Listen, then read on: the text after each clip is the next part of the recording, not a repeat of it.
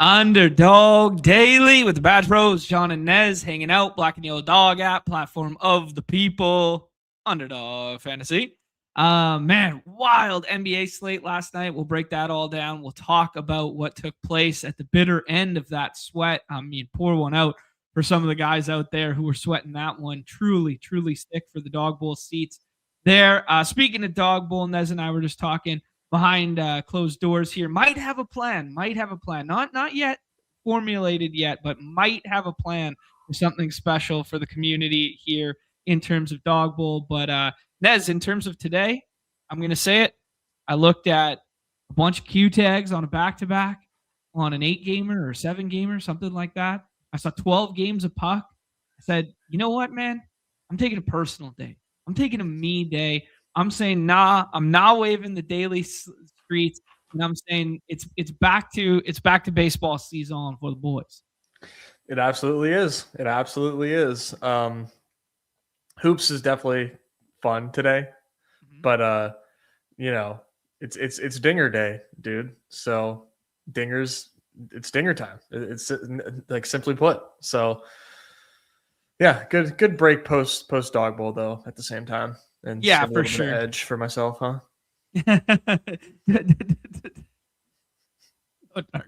I mean, the Dog Bowl days, man. There's two ways to think about it. Day after, it's either we're getting back on the saddle and we're going hard at this to recoup some bankroll in the cash one because we know we got another Dog Bowl tomorrow, or there's like, let me just lick my wounds and reset my mindset for Friday there. So I respect both approaches. I'm in a little bit of, I can't lick wounds because, I already got lucky as hell to get there. But I took a bath yesterday. I played terribly, and we'll talk about that, and we'll move on. There we go. But dude, I was thinking about this last night in terms of the dinger, and maybe it's part of the reason why I love the dinger and why I love baseball, best ball more than football. And I was thinking about the dynamic of, we had AFC and NFC championship going on. Big board gets dropped, and we got people live streaming. We got people sharing rankings right away. We got people like bang, bang, bang, bang, right? And here we are sitting, 20 days into Dinger season. And me and you were just kind of like, yeah, what do you think? You want to talk about the first round today? Yeah, that seems kind of fun. You want to talk about some positional targets? Like, nobody's doing like the crazy sicko math. Nobody's doing the spreadsheets. Nobody's got the answer for the test. There's not websites. I mean, outside of the VDP, there's not websites, selling us rankings and stuff like this. It just seems way more like, let's just sit back and enjoy some Dinger drafting together, right? Yeah. It's ethical, It's just guys just vibing out, taking players they think are good, and hoping for the best. It's simple stuff, Yeah, very much so, dude. And it kind of feels like it's hard to mess up a little bit too. So it kind of feels like man, as long as you're taking baseball players, we're all right here. That kind of thing. Yeah, so. Yeah. It's very simple guide rails to not suck. Yeah, exactly. Dude, I was thinking about this. I think we're gonna catch a big wave of steam this year with the World Baseball Classic. So Dog Bowl is on March 6, 7, 8, 9, or whatever, in that area. And then the following Tuesday, when normally it'd be like spring training, and it still will be spring training and whatnot, but like World Baseball Classic starts then, dude. Yeah. Like, that's gonna be pretty sick. Like, just in general, for like people to get amped up. Like, we're watching competitive baseball games with the best players in the world, opposed to like, hey, this guy played 3 innings of spring training. Like, I think that's going to really get the casual crowd in to be like, hey, let's start drafting best ball. Like, Yeah. I hadn't thought about the best ball effect of the WBC. It had a big effect the first year that it was out, and it overlapped with the Dinger. I know people were, shoot, I couldn't draft enough Randy Arozarena after the World WBC. Yeah. That year, man. God, he was so sick. And that was the Jared Duran year too. Yeah, it was. Yeah, the breakout year. Yeah, that was so much fun. I'm really excited for it this year. very excited for it. You're right. It very well could have that effect on the Dinger drafts. I hope it does. I hope Yeah. so. Dude, not too far for you too. If you want to make a little trek, Houston, it's not bad. Like 3.5 hours or whatever. Yeah, not terrible. Yeah, make a weekend out of it. I'm not sure you're going to be able to get away with back-to-back weeks of Dog Bowl then World Baseball Classic, but stone's throw for you. They're going to be with me at least, so it's not like I'm leaving them. Yeah, there you go. Sure. So you can leave them the following week. Well, yeah, I won't be able to. Actually, I just remember that's probably I think it's like right on my son's birthday, but that's not important. No worries. Yeah, first birthday. No, whatever. Fend for yourself, Mello. Oh man.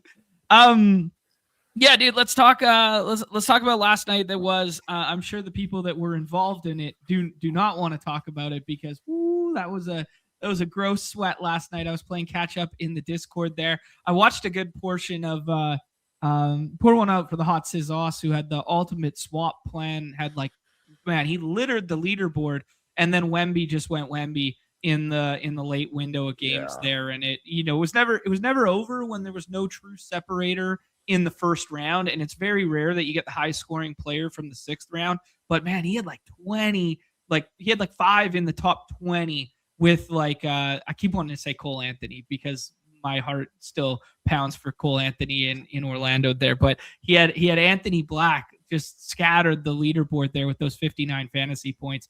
And then Wemby takes over late there and puts up a damn near 70 burger. But the true flippening of the slate, dude, was Amen Thompson. So walk me through kind of what happened for the people who weren't fully tapped into the sweat last night. Yeah, I mean, there was a steal for Amen Thompson. Yeah. And it didn't get attributed to his fantasy score until after the game. So the game ended, leaderboard was final, and then the Amen steal hit. Yeah. And that bumped up Cowboys and our guy Glenn up to 2nd place for a tie. And it bumped I think there was Dylan, I think, also was a beneficiary of this. Okay, let's click on it. So I know Buster's for sure got cucked. Damn. So yeah, he yeah. I want to see this guy in the flesh, man. We the best NBA player last year, the most profitable NBA player. I got to see this guy in the flesh here. I know something tells me I don't think he would have showed up, but yeah, would have been interesting if he had won. But yeah, unfortunately for him, Amen Steele ended up getting attributed to his score, and he went from 10K plus EV plus a trip to LA to $500. Oh my God, that's so fucking cruel. These games we play, man. These games we play. That's so cruel. Shout out to Dylan for this win here. Yeah, man, the second round was kind of a dumpster fire unless you were taking Amen in the second round. So this Scotty Barnes score is all you needed, but this Wemby plus Amen turned out to be really important. And then the last round, Anthony Black and or OG. Yeah, those were kind of the 2 plays. Nobody put them together unless you got the swap with the Cooper Flag stuff, because I think a lot of sharp people didn't swap to Najee or Brandon Williams or something like that, and they went the Anthony Black route because we did get it right at tip, and people's rankings were just in. So, wow, dude, yeah, a little Anthony Black here. BI, who was projecting really well in the unabated stuff. Keontae George there in the 4th round. Yeah, it was really a tale of the 3rd and 4th round or 2nd and 4th round that it was kind of a lot of flops in that range. Pascal in a good spot flopped. Giddey, who started, still flopped. Vooch played well, but then didn't really break the slate as he's prone to do. Bam played well, but didn't break the slate. It was kind of this haves and have-nots, and the big scores came on the tail end, bookending the teams, right? Yeah, there were so many bad picks in the early rounds. It was a really kind of frustrating slate in that regard. Yeah, I had a team up there for a minute early on, and then it had Siakam sub 30. So I was like, yeah, this isn't holding. Not enough Anthony Black for me. Literally 0 OG Anunoby. Yep. So yeah, it was not my night, to say the least. It sounds that way, my friend. Yeah. No. So we'll get him today, though. We'll get him today. Yeah. Are you back in the streets there? How many you done so far? I've done a lot. I maxed the layup line. I have done 50 of the main. So like close to 200 total. Wow. Yeah, it's a lot. So you're going full. Me and you are going the opposite ends of the spectrum today. Yeah, I guess so. I'm looking for. Do you remember what section number? Sorry, I'm doing something on the side here as I see this in the chat. Okay, I think if you. Needy's asking about swaps last night. It was important because of the Cooper Flag situation. I'm going to go ahead and drop that in the chat. We built out the masterclass. I don't think you have to buy it. I think the swaps section that we made free is still free, but because I'm enrolled in the class and I'm an admin, I can't find the link to the free section. So if you click on that and then go all the way down to section 1.09, how to leverage swaps, I think you can, just click through that, and that portion of the course is free. If not, I'll figure something out. But yeah, that sounds about right. Nez, that'd be the best way for him to learn. Okay. Mm-hmm. Yeah. Nez, you noted it, man. Our guy Glenn from the Solver here, he ties with Cowboys. Cowboys, a longtime player on the site. Pretty wild to have a dupe with a 35% owned guy in it there. But this is what happens when you don't scroll far enough. You scroll to OG, this one gets through here, right? No, beautiful lineups for our guys here, and they're going to square off. So the way the tiebreaker works is Dylan gets a seat, and then these two square off for like another 5,000 and another go to the Dog Bowl, is my understanding of it. I'm pretty sure that's what's about to take place. So that's I think this has happened one time before, and it was in the NFL streets, and I think it was Crutches, right? And they streamed it behind the paywall on Pete's channel or something. They streamed the draft, if memory serves. Yeah, I don't know what they do about the split prize and who gets... with the money. Yeah, I don't know. I actually don't know what happens there. Yeah, maybe I misspoke. Yeah. Yeah, I mean, maybe they do just kind of take the L on that, but I'm not sure. But regardless, yeah, they will set up a head-to-head for these two to see who goes to the Dog Bowl. God Crazy. Almighty, man, that's sweaty. Nuts. That is insanely sweaty. That's so sweaty. And a head-to-head in NBA, especially if it's like an 8-gamer, it's gonna be like Wemby versus Luka versus Giannis versus, like, you know what I mean? Like, it's gonna be like all these like crazy stars too. Yeah, it's basically a coin flip. Wow, that's wild.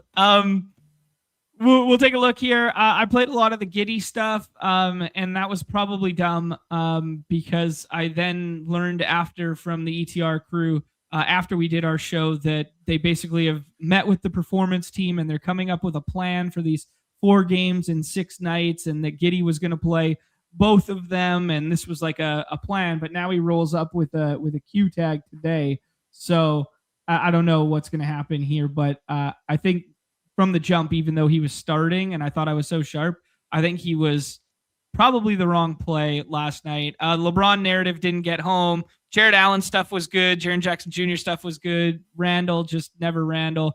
Okongwu was cooking, man. And then JB, I think he had 38 or 36 fantasy points. And then there was 6 minutes left. And JB just decided to take his teeth out. Just caught him with an elbow and pushed like all his teeth in. It was so gross, man. Yeah, that was nasty. There was no way he was playing today. No, Just FYI, Julius Randle put up 45 fantasy points last night. Okay, so. Fine. I capitulate. Damn right. Yeah. I was, to be honest, I thought the third round was so weak that the reason my exposures look this way is I was taking Giddy, Randall, and Jaren Jackson Jr. in the third round to get different in terms of the middling of combinations. So shout out the thesis, but it didn't get home kind of thing. Mm-hmm. Yeah. Luca floor game, LeBron floor game, just kind of a dusty matchup all around there. Still at 17% Wemby, but yeah, who cares about my teams? Didn't win shit, lost money. Shout out to Dylan and shout out to Glenn, who's going to go up against Cowboys there for a head to head. As I noted, 12 games of puck here. If you guys want to jump in the streets, lots of variety there. And then the NBA, we got 8 games for 70K up top with lots of variety there. Nez, do you want to give people like a couple takes on NBA and then we'll just jump into baseball for the day? Yeah, I think some of my hottest takes are I don't think Şengün plays. I had an early fade on him because he hurt his ankle last night, came back in. And it's something I talk about all the time with Rockets and Spurs is that these teams have a bloodlust for one another. And so I just think there was no way Şengün wasn't coming back in the game. I bet he woke up sore as hell today. And so I'm and he already had an injury not long ago that he's coming back from. So I was playing Şengün out and really giving Amen and KD significant bumps in my ranks. That was one of the biggest ones. Even Jabari Smith, I was like, let me just get ahead of this because, we don't have Stevens, or Steven Adams, obviously, and Tari Eason was ruled out the day before. So right. I thought this could be a huge Jabari spot if Şengün missed. That was like my biggest take. And then we also have the slop it up Super Bowl today, which I cannot wait for in Bucks Wizards. Love everybody in this game. Everybody in this game is a smash. What do you think about the SAR Q tag? I think he plays. It's an illness, definitely concerning.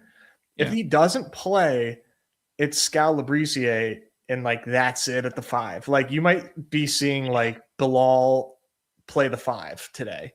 Wow, Anthony Gill getting some burn out of nowhere.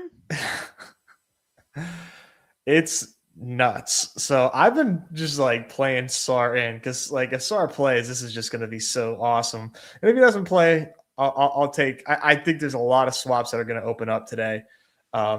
So this game is so awesome. Right. And then on the Bucks, we're doing the Rollins thing, of course. Bobby Portis looks incredible. Miles Turner's drafted every time, so the rules. Trademark, the rules tell you that you shouldn't draft him, but he looks pretty damn good today too. So I love this game. I love Bobby Knight. I like it. Well, is that one of the highest totals on the slate too? No. It's like a 220 total, but yeah, where I played the over. Okay, sounds good. Yeah, that's wow, that is the dumpster fire of the night. That is the slop it up fest. First game on the slate too. 224. Dude, to be honest, there's no outlying totals today, which makes me like it even more. Oh, there's Heat Bulls. That's like the fastest game in the history of basketball right there. So that's an outlier for sure. But yeah. All right, cool. It's a pretty cool slate.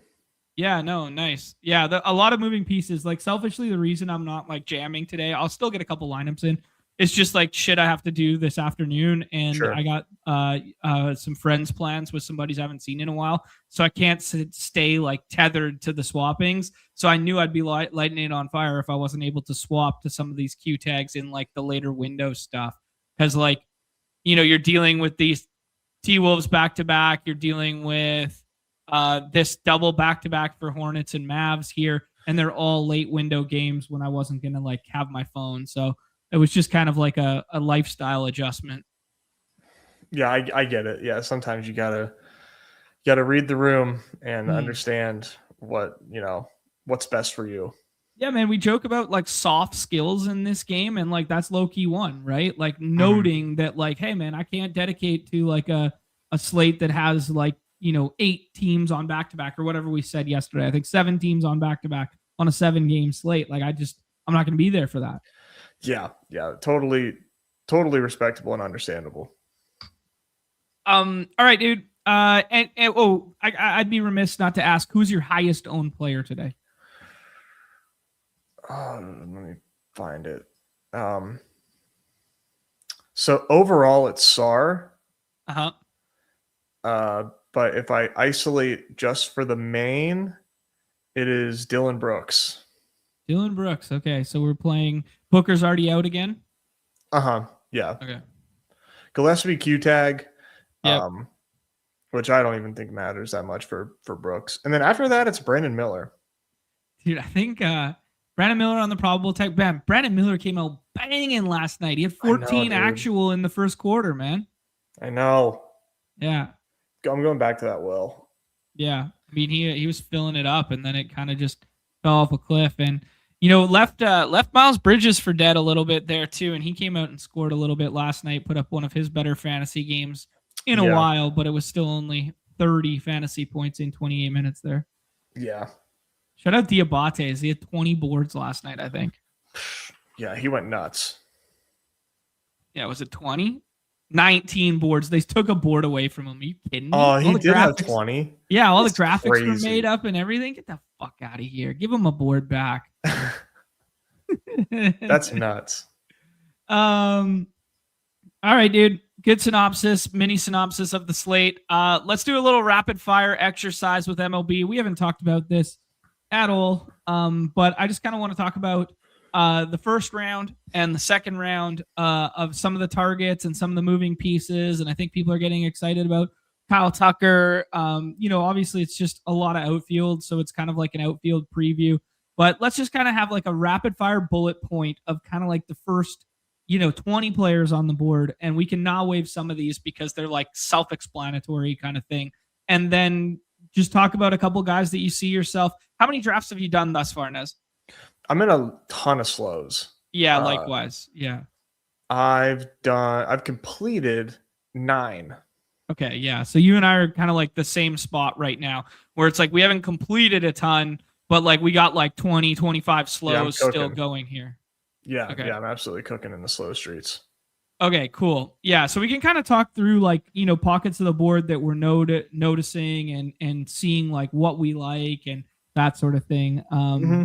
Yeah.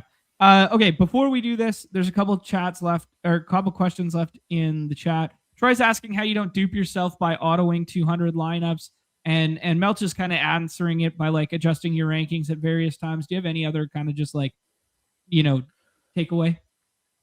Yeah, I mean, I do try to adjust, throughout my runs, but also, it's harder than you think to dupe unless if you have like multiple guys way ahead of ADP, you're going to dupe a lot, or at least like often. Otherwise, like I'm willing to live with like 2 or 3 dupes. It doesn't happen as often as you think. Okay. Yeah. Natural. I just live with it, but yeah, it's unavoidable. Sure. Like if you're autoing, it's part of the trade-off.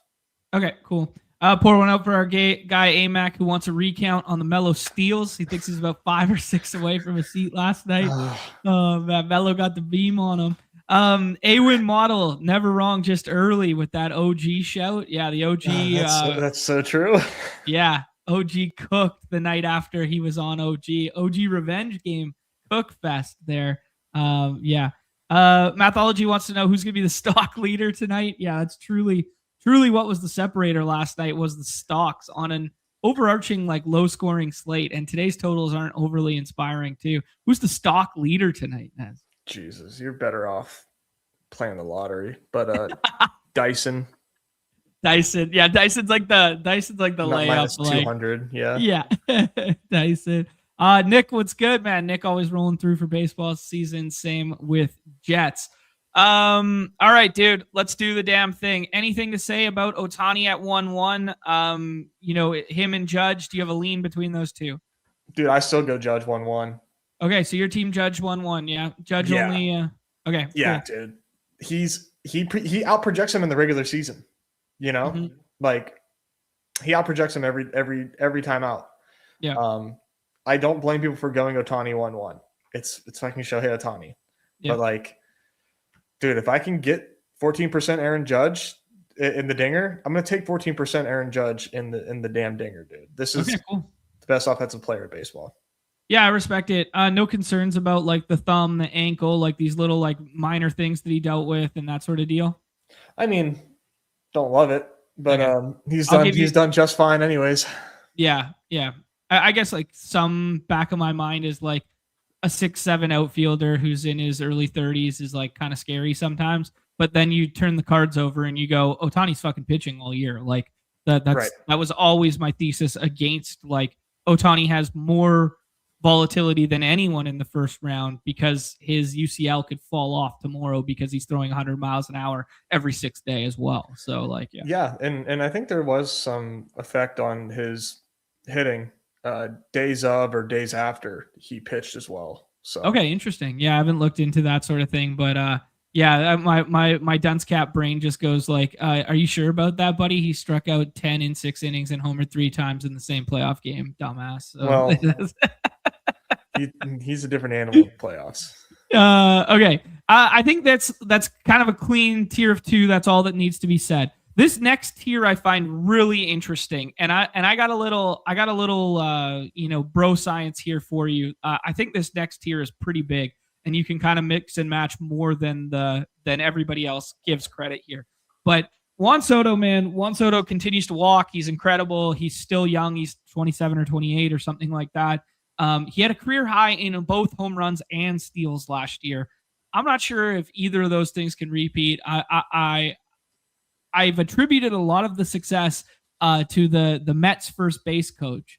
Nez, do you know where the Mets first base coach is going to be coaching first base this year? No. He is going to be in Atlanta, which brings up the Ronald Acuna Jr. right behind him, where Acuna is 1 year removed now from the knee stuff.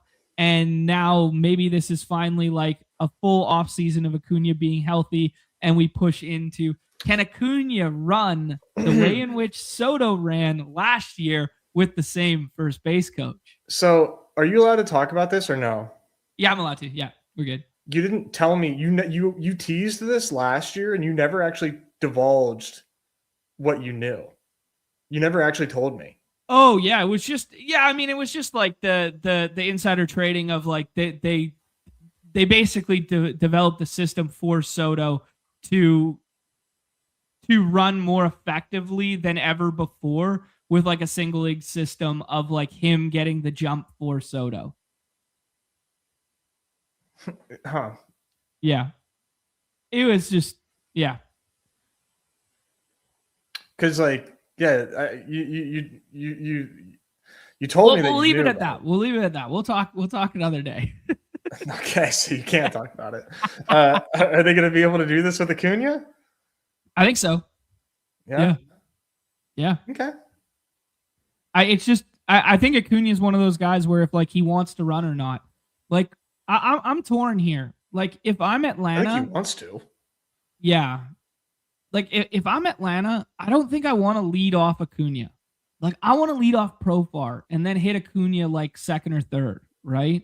Like I want to do I want to do that, and I want to like I think Profar should hit 1 or 6. Like I don't think Profar should be in the middle of this lineup, right? Like I think I'm better off with like Acuna, Olsen, break it up with Drake Baldwin as a lefty, and then Riley. Like, you know what I mean? Like, I like that setup better. And I don't know what's better for Acuna's fantasy value, if he's driving in runs or if he's leading off and stealing and whatever. So, yeah. Well, he's not stealing. And I don't know how much that's going to change. Just because, Acuna, man, it's not like he's injury prone. Maybe he is if you're like tearing ligaments all the time. Sure. But, kind of under talked about that Ron Acuna has played more than 120 games twice in his career. Yeah. Yeah. Like that's fragile, man. I mean, at a certain point they're going to have to figure something out. Projections think he's going to steal 25, which I mean, all things good and equal, for sure. Yeah, I think he's very polarizing. Like my bro science take is like he steals 40 plus or he steals 10.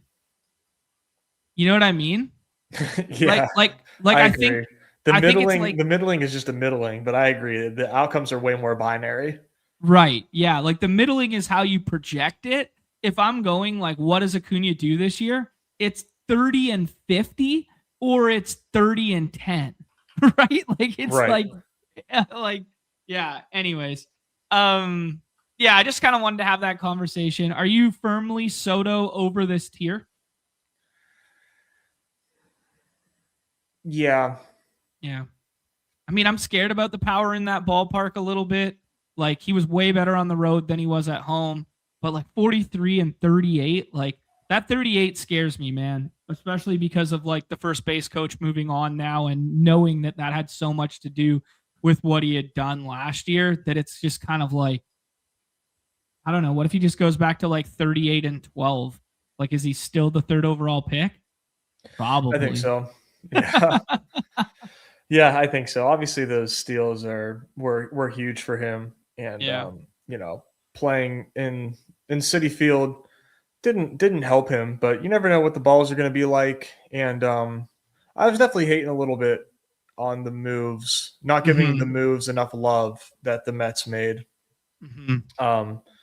They made some pretty strong moves, man. I think losing Alonso is obviously like a really big deal, Yeah. and I think losing Nimmo, say what you will, is a pretty big deal. Mm-hmm. But Bichette is a nice addition.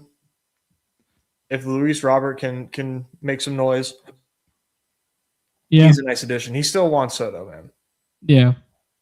Yeah, I think it's like it's giveth and taketh, right? Where it's like, yeah, you take out Alonso and Nimmo, but you also added Boba the Tool Shed, and Simeon, and like, Yeah, Simeon's like a full fledged accumulator, but if there's a little bit of bounce back in that profile, and he plays every damn game every single year for 100 straight years, like it's just like, I think there's still enough protection in that lineup to like not be like,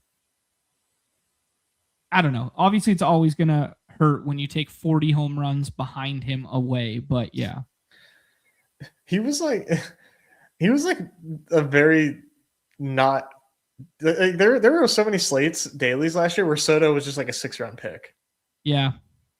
Which, like, looking at his season long stats now, it's like, how did that work? How did that? Yeah.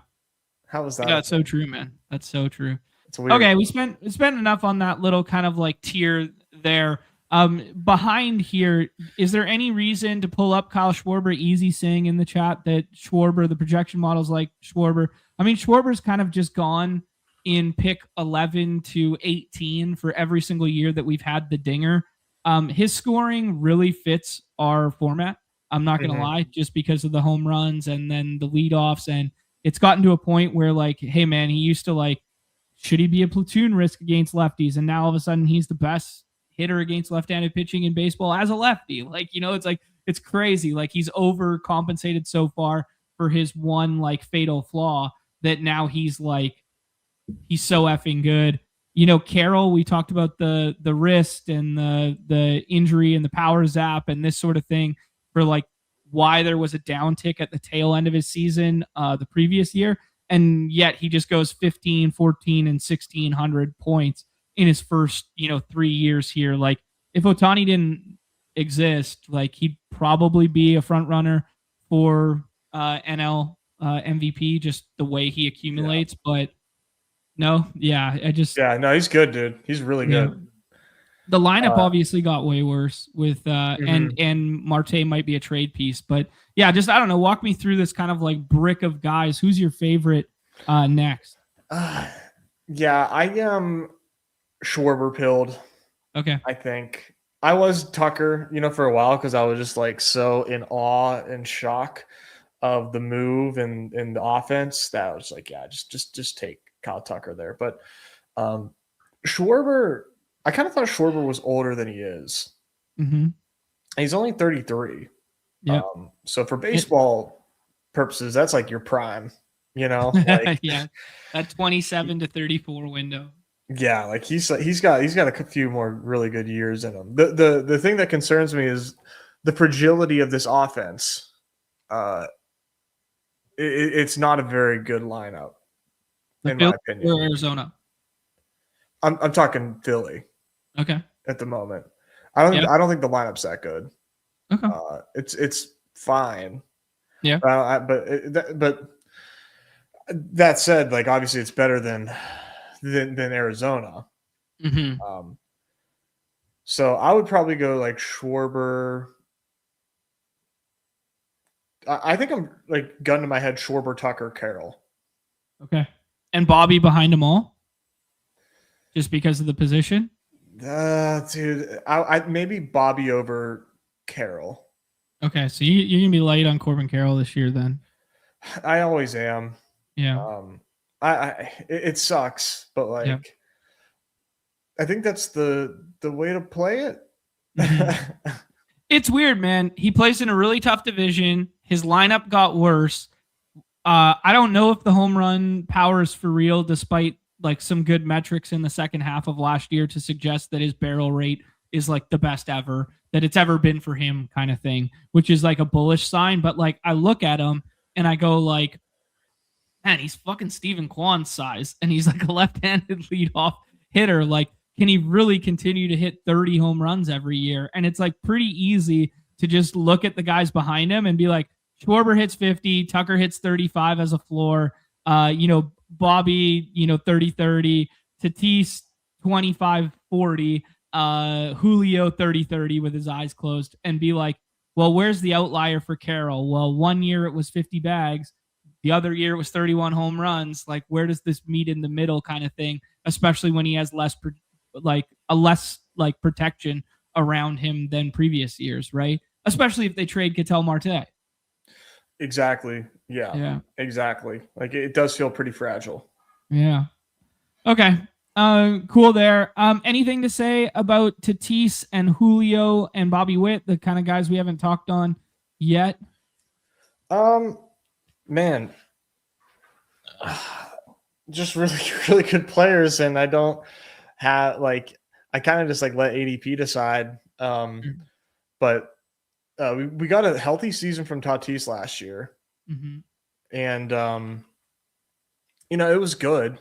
It wasn't great, but it was good, like, really good. To be fair, but like, I expected more out of Tatis. For sure. Not as much power as I expected. Now the projections think that power will return. They've got him outperforming what he did last year. But Julio, man. There was a bit of a pivot for Tatis last year. Obviously, like it's not a great place to hit and the marine layer and blah blah blah, and it's worse for a righty. But like he started off banging hot and was hitting tanks and stuff like that. And then he became more of like a contact on base leadoff guy for them and like really prioritized like not striking out all that much. And then now they have a new hitting coach. What if he's just like, go fucking hit 40 nukes, bro? We know you can do it. Right? Yeah. There's, I guess, there's always that possibility. But yeah, Julio, man, really bounced back strong after his 24 season. And the lineup is really good in Seattle. He's gonna steal. I just think Julio is my preference here. I was a Tatis guy last year. Like I had a ton of Tatis last year. I think Julio has an AL MVP potential in his future when it's like he doesn't start slow the one year and things go nuke and he goes like 35-45 with Gold Glove defense and center. Yeah, he might even, variance could take him to 40 homers too. Sure. Yeah. Like that wouldn't be that. Like that would be a lot for him, but it wouldn't be that crazy, So like, yeah, I think I'm Julio over Tatis, man. I don't know. Maybe I'm admitting that this is just like me. Sure. Overreacting to an extent, but like, yeah, dude, Julio's good. They're all good. We're talking about the best players in baseball here. Right. Yeah. That's kind of was like, it's a rapid fire exercise, but it's just fun to like, hey, say one or two things on each of them and then kind of move on. Do you agree with this kind of like tier being like fluid? Would you put Jose Ramirez in this tier? Just because he's an infielder, he's just like on the bottom of it. Yeah. Like Jose Ramirez is like the most underappreciated star in baseball. Like he just rolls the balls out and gives you 1,500 every single year from a fantasy point standpoint. It's just like there's nobody who's like safer floor ceiling combo in the sport, really. But yeah, it's just he gets a bad rap just because he's infield eligible on our site on Exactly. NFBC and stuff like that, where like third base is like a little bit scarce and stuff. He's going to be like player 4, 5, 6 sometimes, right? Yeah, I didn't realize he's Schwarber's age. I did not realize that. Mm-hmm. Yeah. Yeah, he's awesome. Yeah. Can he still steal 30 bags with with the bags? I suppose so. Yeah, absolutely. Is Ellie in this grouping for you, or is that like a line in the sand where like the variance starts? No, I go outfield after Jose. Okay, cool. So let's have a talk about this next tier here then. Tell me when to stop adding names to the tier, okay? Okay. Ellie, Devers, Rooker, Jordan, Vlad, James Wood, Gunnar, Kurtz, Churio and stop. Churio and stop. Okay, cool. Like it. Okay, this next grouping of all those guys I just named that are on here, who is your favorite baseball player on the list?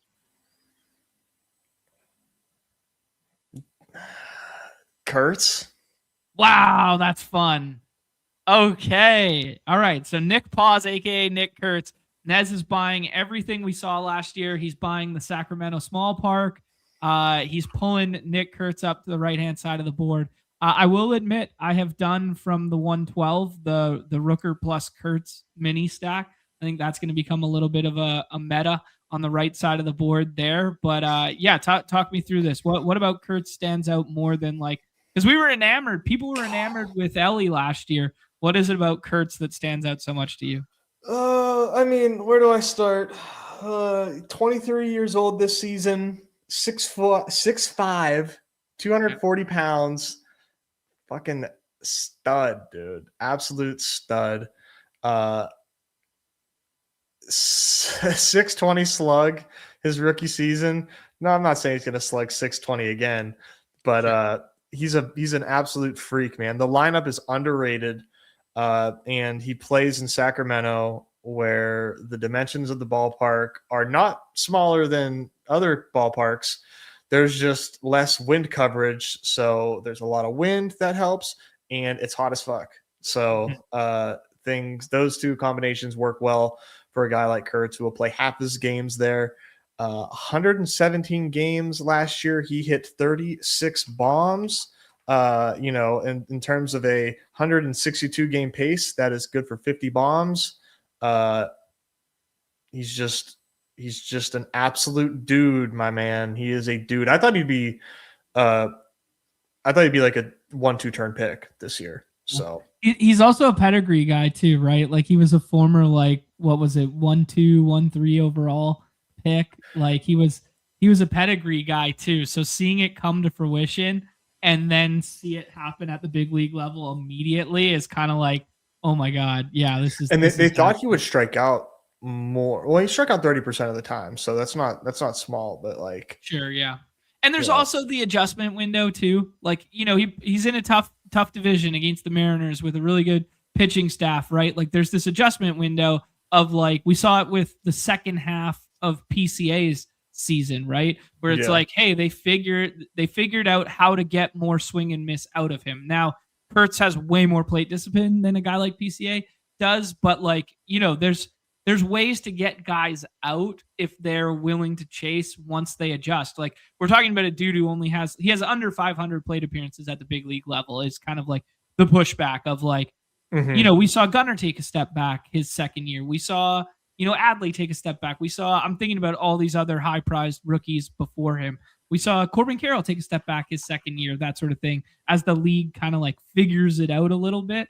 Any concern in that front, or it's just like, whatever? Yeah, I think that's why his ADP is what it is. Like all those factors, I think, are why. Now, I just to be clear, I don't have him ranked ahead of these outfielders. Sure. No, yeah, this is just a fun exercise. By far, like my favorite.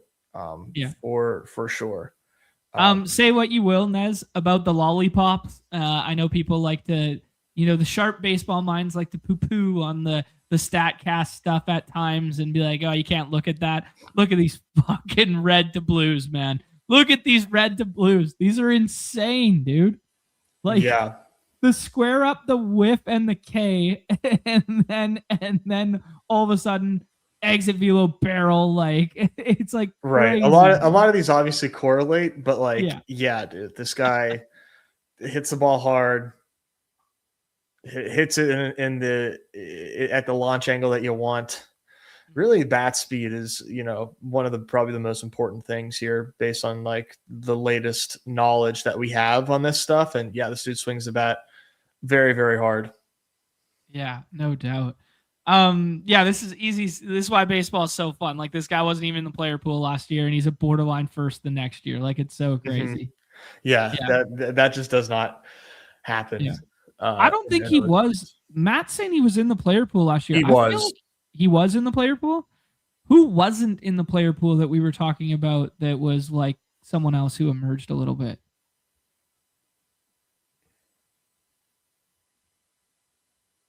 I can't remember. Yeah, me either. But yeah, he was actually. Okay. Yeah, there you go. Yeah, 239.9, and nobody went to that. Oh, Jack Cags? Cags wasn't in. Yeah, it was Jack Caglione who Thank wasn't God, in. that saved us a lot of money. That did save us a lot of money. Okay, cool. Dude, this next kind of like tier, I have like insane biases about, okay? Yeah, me too. Yeah, and I wonder if we're going to align here. Like, I've always been, between the two of us, I've been like the Ellie guy.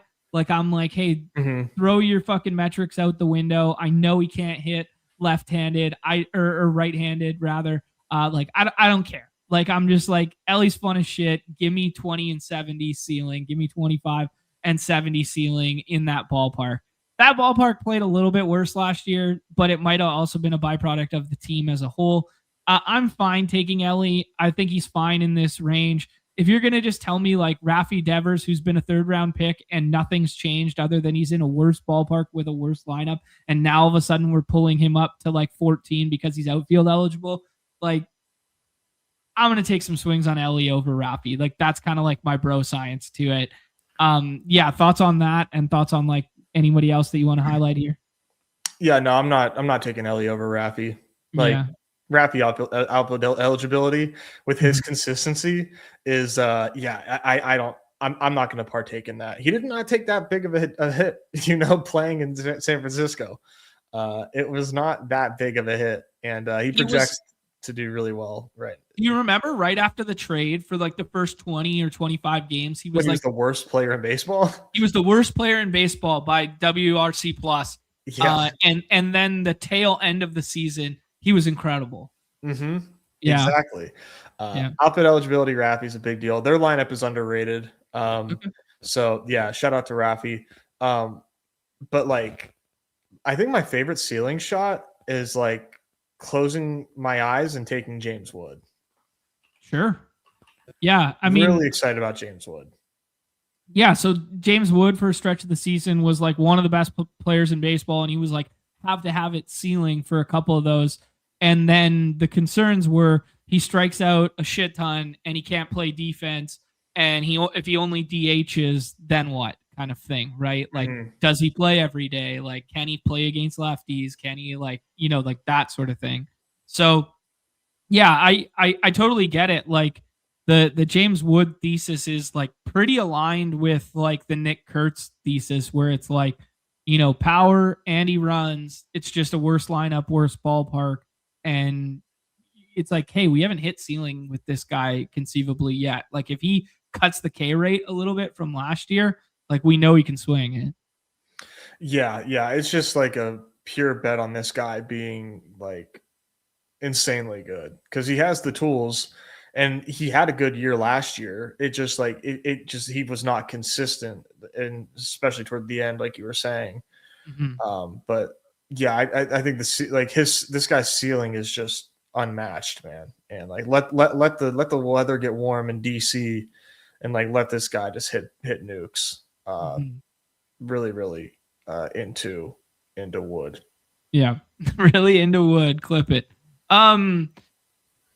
Okay, let's have like the middling conversation there. We kind of danced around these other guys. And the guys we danced around, we've talked about Kurtz, we talked about this.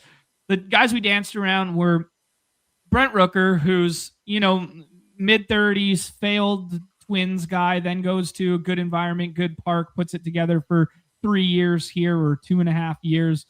He seems like a good bet to just kill lefties in the middle of that lineup and hit 30 to 40 home runs.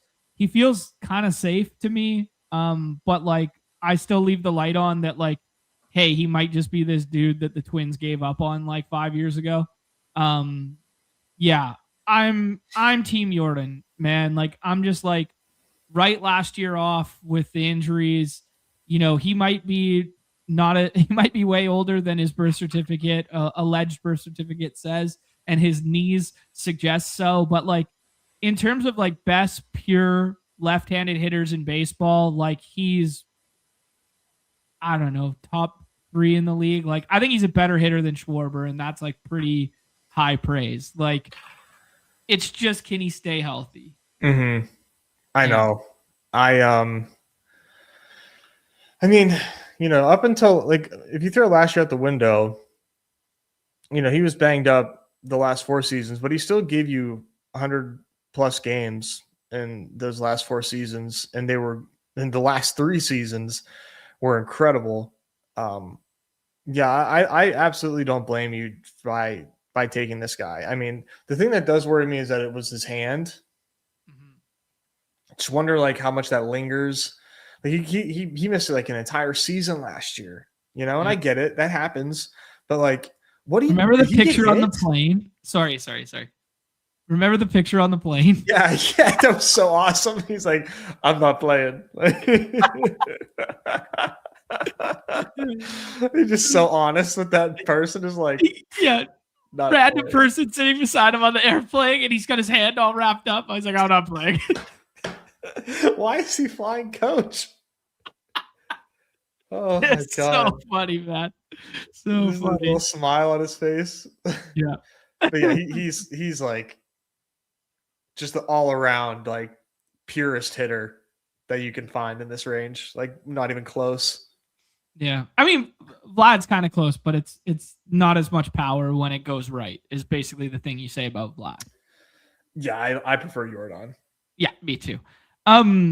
Okay, cool. The Brent Rooker thing. This is actually, a nice little ad from Easy. Like, a lot of like those Sacramento games. Not only is it like a little bit of wind tunnel, a little bit of low wall.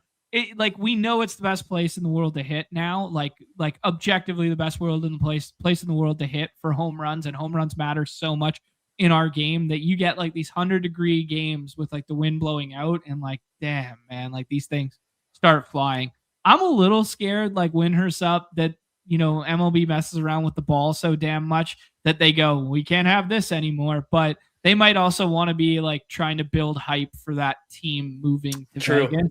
I don't even know. Like, can you adjust the ball that much when the weather is what it is? I don't think you can do anything about it unless you play with like a 1-pound ball.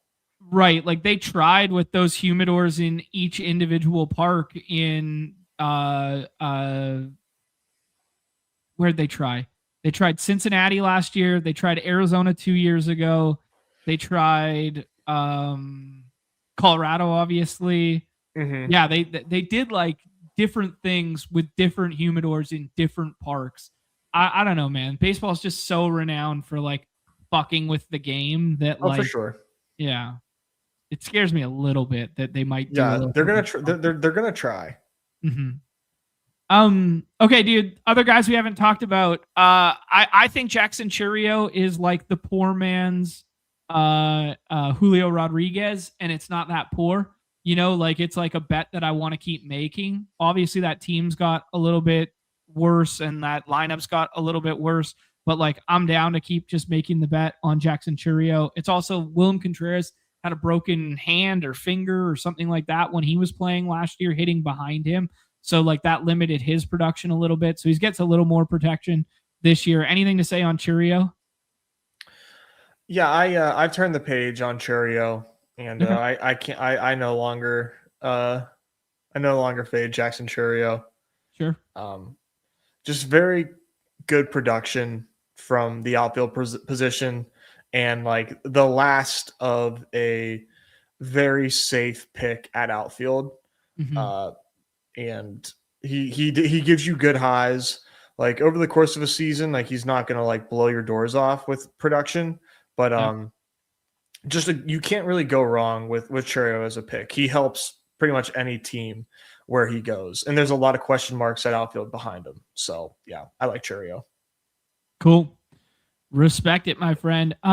Just to Easy's point in the chat, like just so you guys know, I'm not blowing smoke and like I actually do the research here a little bit. That the park factor stuff with Arizona in particular, like here, if you go to like a rolling 3-year and you just check out like Chase Field was like a good place to hit for like 3 years there. And then you see like, favored those larger outfield like triples and doubles. Now, some of that's roster construction. Some of that is they had really good home run hitters last year, like Eugenio Suarez and this sort of thing. But if you just go to last year alone in this and you just see how far they nuked it, like it falls a decent amount here, but the home run factor, down to 90, like this sort of thing, like they did nuke the park like decently last year. And I think it was particular for lefties. It was like one of the worst home run hitting places in baseball. Let me filter by lefties. Yeah, it was second worst behind only PNC there. So thank God they loaded up on Brandon Lau, Ryan O'Hearn, and all these fucking lefties because it's the worst place in the world for left-handed power. But yeah, as you guys can see, like Chase Field got nuked, man, especially for left-handed power for what it's worth. Which is another, scares me about Carroll kind of thing, even though he still hit 31 last year. Yeah, Nez, let's talk about this like gunner, this little outfield or infield tier rather, because a lot of people are scrambling for outfield in the second round and they don't want to get left behind, that sort of deal. Like, what are you doing with like the big boppers in this middle range and then some former first round picks in both Vlad and Gunner there as like, I don't know, have we seen the ceiling from either of them? Are you willing to take some shots because you think there's another level to both of them? What do you think? I think we've seen Gunner ceiling, but that doesn't mean that he can't get close to it again. Okay. I don't think we've seen Vlad ceiling. I'm buying Vlad for sure right now. And I was not in on him, at pretty much any point of his career. I'm buying him this year. Like this is just like a model of consistency here with again, like I think a ceiling that is untapped. His best year was at Dunedin, but like nailed it. You Johned the shit out of that name. Is it not? How do you say it? Dunedin. Dunedin. Yeah, I only know that because the Jays. I'm a fan of the. I'm a fan of the books. So, yeah, okay. we're calling it Dunedin. Yeah. So yeah, I have I've seen the light on Vlad, and I'm taking him. The lineup for Gunner is better, but Vlad is just look at this. Look at those dots, man. You don't have to be a genius and to look at this and say, oh yeah, Vlad can fucking swing it. Yeah. Yeah, really that's a good point from Easy. We saw Vlad's ceiling and it was in October. True. Like, so true, man. True. Yeah. I'm scared that we're always chasing the Dunedin home run stuff with him because like he just hits so many line drives. He hits the ball so effing hard, but like he just doesn't lift it. If he becomes the lift guy like his dad, like he could hit 50 one year. And that ballpark played way better for homers last year than it has in recent memory. But it was way better for left-handed hitting than right-handed hitting, something that we kept going back to the well on in the DFS streets last year. But yeah, man, I think I kind of agree with you where we've seen Gunner ceiling with that 37 home run year, the 1,600 fantasy points, and it's like more volatile. Whereas Vlad is like consistency plus there might be something a little bit untapped here if he just gets to 40. But I don't know, man. I don't know what it would take for him, like a swing change. You wouldn't really want him to change anything because you just keep looking at him and he's like, dude, we gave him like $500 million and he's the face of the franchise here and he's staying forever. And we just were, a couple outs away from a World Series. I don't want him to lift the ball more. Like, I don't want him to change anything and risk, becoming like a right-handed done, you know, like some shit like that, where he's just only trying to hit nukes, right? So yeah. Exactly. You summarized it perfectly. Like there's a ceiling here, and the floor is just like you drafted a good player. Right. Yeah. This is so good. Vlad will never have a ceiling unless UD adds bonus points for 110 plus mile per hour worm burners through the left side. I mean, it's true, man. Like nobody pounds him into the ground quite like Vlad. I know. Trust They, me. I'm his biggest critic, man. But like, yeah. I'm turning a page. I'm turning a page. Look at you, man. Look at us. Look at us. Okay. You know, I'm the 101 Cal Raleigh guy. I love me some big dumper. I guess we kind of skimmed over Lindor there. Lindor, you know, a huge lefty killer, switch hitter, model of consistency. He's kind of like underpriced early in draft season. And then people realize, like, oh, yeah, he's just like 30-30 over and over again. And he's a switch hitter. And he hits in front of Soto. Like, let's just go ahead and keep inching him up. So he's actually been a riser. I think people are a little scared about the Pete Alonso signing stuff early on in the bullpen season, and that led him to be like a little more suppressed. And then now that like things have, you know, solidified, it's like, okay, well, Pete's gone, you know, who's going to do this shit? And the lineup got a little bit better behind him. So people are like, okay, yeah, now that they're making moves in tandem with Pete being gone, and they bringing in, you know, the Simeon, the Bo, the LBJ, now all of a sudden it's like, okay, we can draft Lindor again. Like that's all I see here that's changed. Yeah. Yeah. I think I prefer Alonso. Okay, sure. Yeah. I've never been a Lindor draftor. Yeah. You know, I take him in dailies, you know, against lefties, but I'm not the Lindor guy this year again. I'm gonna take Pete over Lindor. Okay. I still don't like I said, I'm giving more credit than I did prior to this team actually, you know, having a decent lineup, but like it's not the same. It's still not the same. At least he hits in front of Soto. Yeah, in front or behind, pending who they're facing that day. Yeah, we'll see actually, because Nimmo was leading off a lot last year too, so some things are going to shake up there. Oh yeah, yeah, big time. Yeah, we're going to see. Yeah, that's a good point here. Justice saying percentage of Lindor with Soto, and then line of scrimmage is saying same idea, like he stacks up perfectly with Soto. So people are lining up that stack on the left-hand side of the board. Any concerns about that? No, I don't. I mean, I have anti-concerns. I think that you should be stacking those two. Sure. Yeah. So we're not concerned about, you know, you're not concerned that like, hey, that's over-owned or anything. It's like, nah, man, this is a X amount of month contest. And if Mets hit ceiling, you're probably going to want to have the two best Mets hitters together. Exactly. Okay, cool. Raleigh's kind of like an end of a tier in my mind. But like, I'm scared, man. I'm scared. Like, he's priced up. He's like 130 spots higher than last year. He's still a catcher. He does DH more, which is nice to see. I don't know. He stole bags last year. They're just letting these guys run wild for the Mariners there. We saw Naylor come to Seattle and just like instantly steal 20 bags in like a month and a half and get to 30 and hit a career high. So maybe it's a philosophy change in Seattle. But man, anytime a dude doubles his total home runs in a season there and has like one of these monster years, it does feel like we're buying the ceiling with him. You know, he's still like a 230, 240 profile for hitter here. If he dips back down to like 35 home runs, like he's objectively a bad pick at this point. Sure. I suppose the thing is though, is like we're not buying a ceiling though. Sure. Yeah. Like I think the market got it right, man. Like, you know, like you got to reward this guy for hitting 60 nukes, but like we don't have to take him in the first round. We're not even taking him in the early second. He's falling to the third round. So I think the market just like has it right on Cal. Sure. And you know, what you're getting is a guy that will likely slug 500 in a really good lineup. That's worth a lot, man. And we are drafting him as infield. What is he? Infield 8.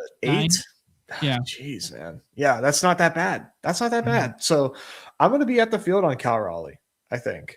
I was the same way where I was like, man, like out of principle, I can't draft a guy that went super high of a delta from last year who doubled his highest home run output. Like out of principle, I can't draft this guy. But like we're not paying as much as like, you know, an overreaction I think would normally have you believe. I don't know. No, I agree with everything you're saying, Nez. I'm laughing at the chat right now because Easy just pulled fly ball merchant, unethical hooper, and then went Isak Calraldiz. Is that Calraldiz? Isak Calraldiz. That's fucking hilarious. That is top shelf comedic relief right there. That is so good. Yes, and I agree with Matt. Matt's going bald knower on his ass. Pulled fly ball merchant is only unethical if you don't have bat speed.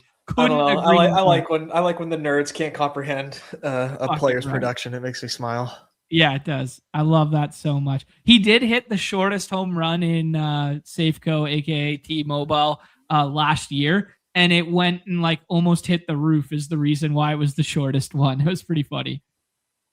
That's awesome. Okay, Nez, that kind of wraps up the first 2 rounds. We'll do some position stuff in the future here because we got to draft a team, and we'll just naturally talk about it as we go here. But the last question I want to ask you 2 questions here, okay? There are 3 starting pitchers that we did not touch on that kind of everyone in the market has agreed is the top trio of starting pitchers. Is there any debate that anybody else belongs in this tier? This is the tier. Correct. Okay, this is the tier. Of this tier, whom is your favorite relative to ADP?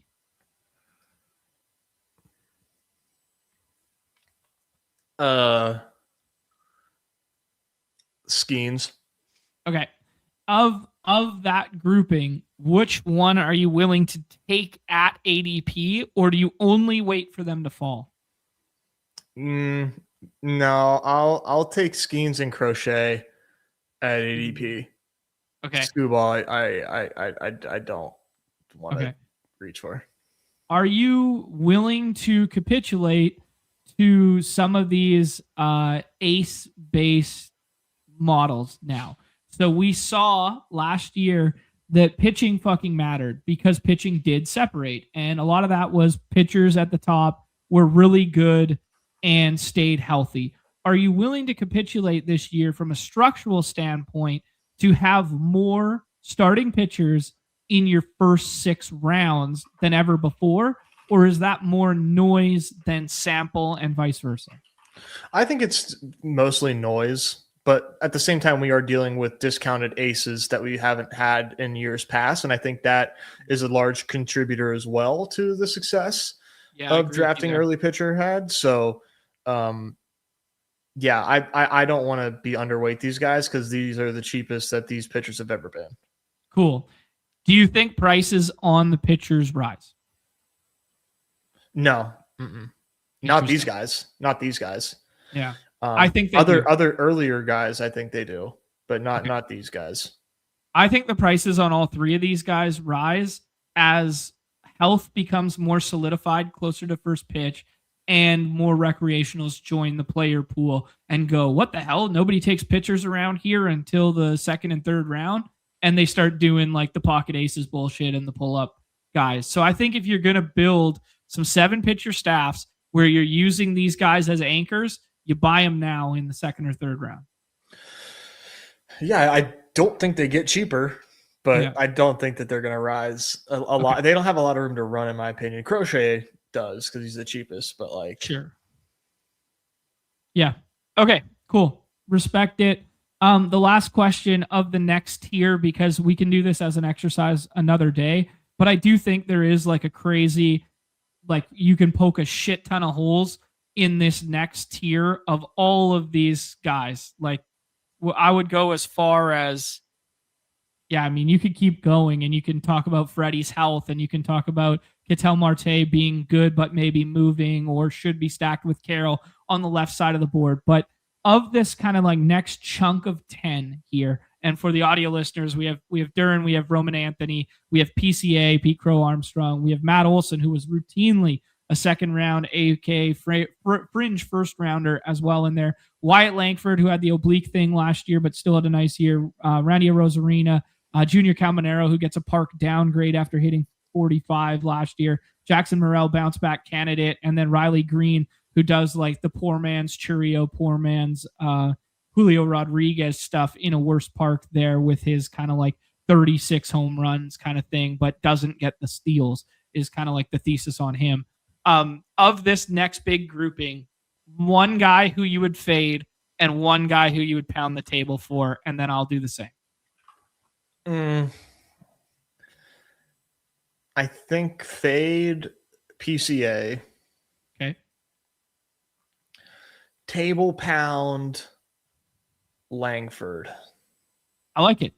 I respect it, dude. I think I'm table pound Langford too. Like he just feels like the safest floor ceiling combo. And if Globe comes back to being anything close to neutral as a hitter's park, it could be really good for him. And the fact that he battled through the oblique last year. Yeah. Dude, I know. I think too, like Roman Anthony was like a close, but like I just see him do it again. You know, he's just a rookie. But Roman Anthony's clearly like the real deal. But like Wyatt Langford, man, third year in, still young, freak of a dude. Getting Nimmo in that lineup too, I think is really good for him. I think that helps a lot. Nimmo's a pretty huge addition. Like getting rid of Adolis is like cutting the fat. Who cares? Getting rid of Simeon is like, thank God. And now you add in Nimmo to that, I think is like pretty interesting. Maybe Evan Carter is good. I doubt it, but like maybe he is. I'm a pretty big, like now I'm not saying a big fan of the lineup, but like Wyatt Langford, I just think is just like a dude. And we haven't seen his ceiling yet. Like we're talking potential like top 5 pick if things pan out for Wyatt. Yeah, same thing could be said about Roman, except for I don't think he has the same level of power. Like I don't think Roman. I think Roman is a gap to gap. He's doubles. He runs a little bit. He plays a little bit of defense. Like he feels. I'm trying to think of a good comp for him. It's hard to have a comp for a 21-year-old guy who, you know, they gave the bag to, and maybe he just becomes a monster, right? But yeah, he also plays in like a good park. You know, he's got that Red Sox shine on him. Yeah. It's interesting because I think PCA is going to be like everybody's favorite fade because everybody just saw it. Like they were like, nobody thought he would hit the kind of ceiling that he did, and then he goes 30-30 and makes an all-star team and plays Gold Glove defense in center. And I just can't get over the fact that he has blue hair with fucking stars in it and was terrible to end the year and struck out at like a 30% clip. And he was awful when it mattered in like the postseason stuff down the stretch and the play-in stuff down the stretch. Yeah. And then also, have you considered this too? Crap Armstrong. That's a great point. I hadn't thought about that. Yeah. Yeah. That people forget about that. Dude, Junior Caminero might have like as big a ceiling as anyone in this range. Same with Jackson Morrell. We just didn't see it all of last year, though the park is not great, but left-handed power plays better in that park. I don't know, man. Matt Olson, I keep clicking just because it's like, how many other guys can you find that are going to have like a floor of 35 home runs, you know? Yeah. Hard to find. Yeah. He also like, I'm really worried about the back-to-back, like down, quote unquote, down years. But he still put up like 1,400 fantasy points and 1,500 fantasy points. I know, right? And he's only 31, but like, I'll stop. Yeah. I think of this group, like, I think Junior's the one who scares me the most. Like, I get it. Like, he hits the ball so effing hard. The swing speed stuff is amazing. I don't know how much was attributed to that ballpark last year, and now moving fields, I'm kind of like, I want to pound the table for Junior and be Yeah. like, yo, we were so excited about him last year, but like, I don't know. I don't know.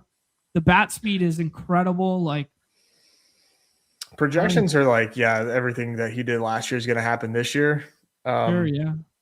I'm with you though. I am a little spooked, but yeah, I love him. I love him, but like, yeah, I don't think that is nothing that he's moving parks. 45 nukes last year, like just insane stuff, crazy stuff. Love it. It's just scares me a little bit. All right, dude, let's rip a draft, and we're going to naturally talk more and more about a bunch of these guys as we go. I am hopping in right now. Also, I said it at the start of the week there that they dropped the Eliminator, the $50 Eliminator, 7 more spots in this one, which is, just a nice variety of contest, a nice variety of price point. I think the most obvious takeaway for people, Nez, is going to be that, like, hey, like, floors not roars in that contest. Get some fast starter guys. Get some 2-start aces in the first week of the season there. Like, I think that's going to be people's like knee-jerk reaction is like, hey, keep building floor, like that sort of deal. Is that a good strategy in the Eliminator? What would you suggest in the Eliminator? Yeah, I think the gut takeaway is to build floor, like you said.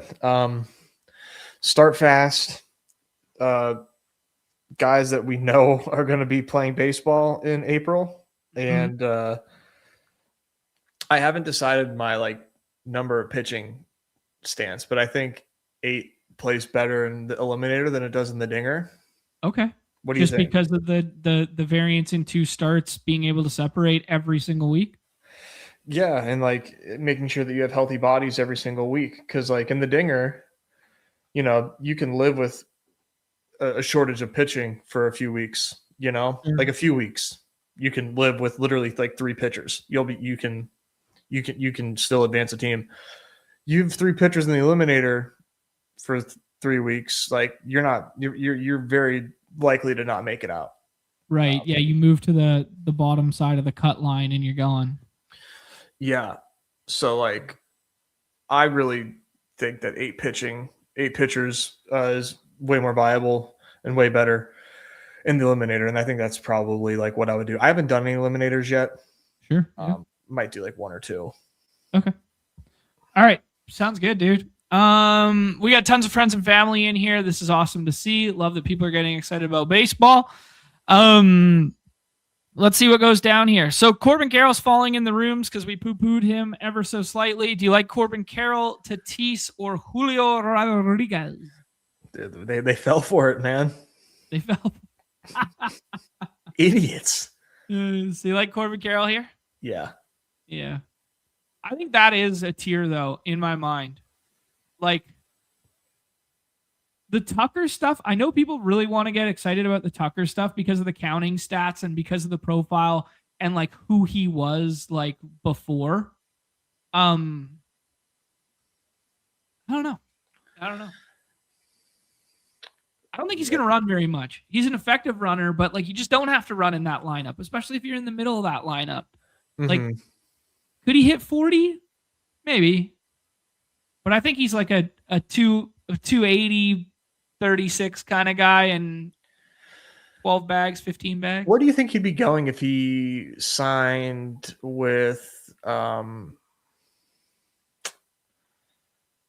to like think realistically about this. Like what's the lowest you think he could end up going? Well, let's make this pick. Yeah, you want your boy Kurtz here. You said you really liked it there. Do you want Wood or Gunner? That's kind of like the tier, I think. Wood would give us a GM combo. Kurtz is just like who we like. Okay, let's do Wood then, because Wood doesn't he doesn't fall back to the Corbin teams all that much, and when you're dealing with a tier that's very strong, like why not just take they're all ceiling shots, right? Mm-hmm. Yeah. So, but with Tucker, like I don't know, like where there's like worst conceivable landing spot could have been. realistically. Like, Worst conceivable landing spot.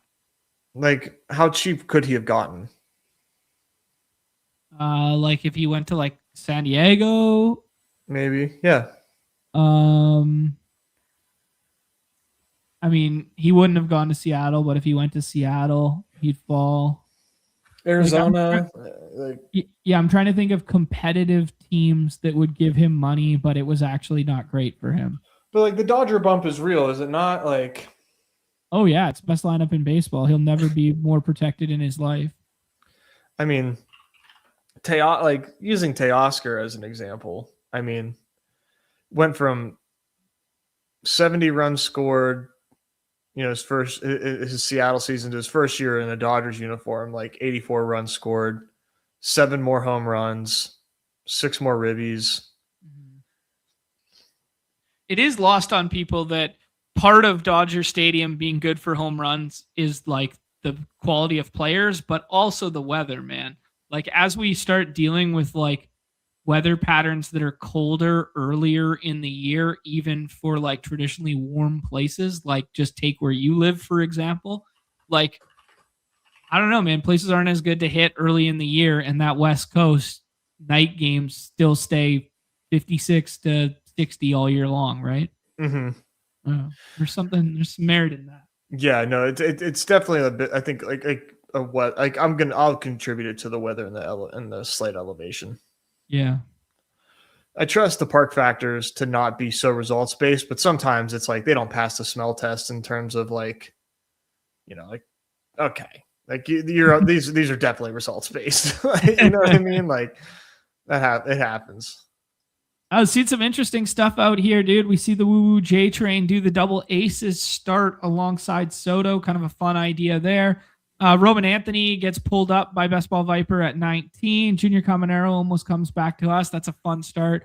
I'd be a proponent of Matt Olson here when we start with like 2 high ceiling rookie guys. This is kind of like my favorite spot to take Olson, but I'd hear you out on anybody. Yeah, I'm cool with Olson here. I don't have like too strong of an opinion here on any other guy. Yeah, I think it's a nice like floor plus ceiling combo to pair with 2 of these like younger right tail outcome guys, Yeah, I think that's a good way to think about it. Because if you add Riley Green, you add Jackson Morrell or something to this grouping, you're effectively just making a slightly lower probability bet that's identical to the bet we've already made with the first 2 roster spots. Yeah, and like you said, like he does feel safe, like he's not going to suck, but like the Olsen ceiling that we're used to just isn't there necessarily. Maybe it comes back. I mean, shit, George Springer rose from the dead. Anything can happen. Mm-hmm. I know who I want to take, and it's going to be an obvious pick, but like we haven't gotten to this range of the draft yet. But like, there's a guy that like you want to talk about who are you pounding the table for? Okay. Who I hope we can get to. Yeah, I think I know who I want to take, and I really hope it's the same player. It will be. I mean, there's just no way it's not. Okay. But my freaking guy here. Oh, I saw that green. I got nervous. Yeah, we both want Ketel Marte here? Yes. Yeah, I agree with you. I think Ketel Marte is mispriced. Yeah, now that we know he's staying in Arizona and like part of that lineup, like low key a model of consistency. I don't know. You can always poke holes in the home runs coming down as he ages a little bit and as that park plays worse. But just getting the 1-2 hitters paired together who rarely makes it back to the left side of the board feels smart. Yeah, I mean, for my money, he's one of the best hitters in baseball. There's left-handed pitching. I would not fight you. Yeah. Yeah, he's very good. Like I like him middle of the third. I would have to think about taking him. Yeah. Zelon saying that in the early bullpen days, he saw some Ohtani plus Kurtz and Rooker, Judge plus Kurtz and Rooker. Yeah, like those days are behind us now. That you gotta do the pull up play on the right hand side of the board if you want to pair those two together. Did you? Yeah, John. Did you know? I wish I had a more clever way to present this to you, but Ketel Marte had a higher slug against righties than lefties last year. Wow, that's shocking. That's surprising because he's a renowned lefty killer. Like he's top of the list lefty killer. You get a lefty in Coors for Ketel Marte, and he's the 1-1 on a day. Mm-hmm. No, he was just that guy last year. Man, I fucking love baseball so much. And I can't wait. I can't wait to just watch a day game. Oh, dude, just a little spring training in the background with a little crack of the bat. Oh. You sure you don't want to go spring training after the Dog Bowl? I don't think I would be allowed. No. It's kind of a bad year to go because a lot of the stars will be at World Baseball Classic. And it's kind of unfortunate. I think Canada is in Puerto Rico, so that's like a long ways to travel. But yeah. Mookie Betts coming back to the Ohtani drafter. That's not something you always see. You know, right-hand side of the board, people like to do the Freeman plus Mookie together. Yeah. I mean, I'm not writing off a Mookie bounce back. Yeah, I'm trying not to because I did when I first thought about drafting. I was like, yeah, there's no way I'm drafting Mookie Betts.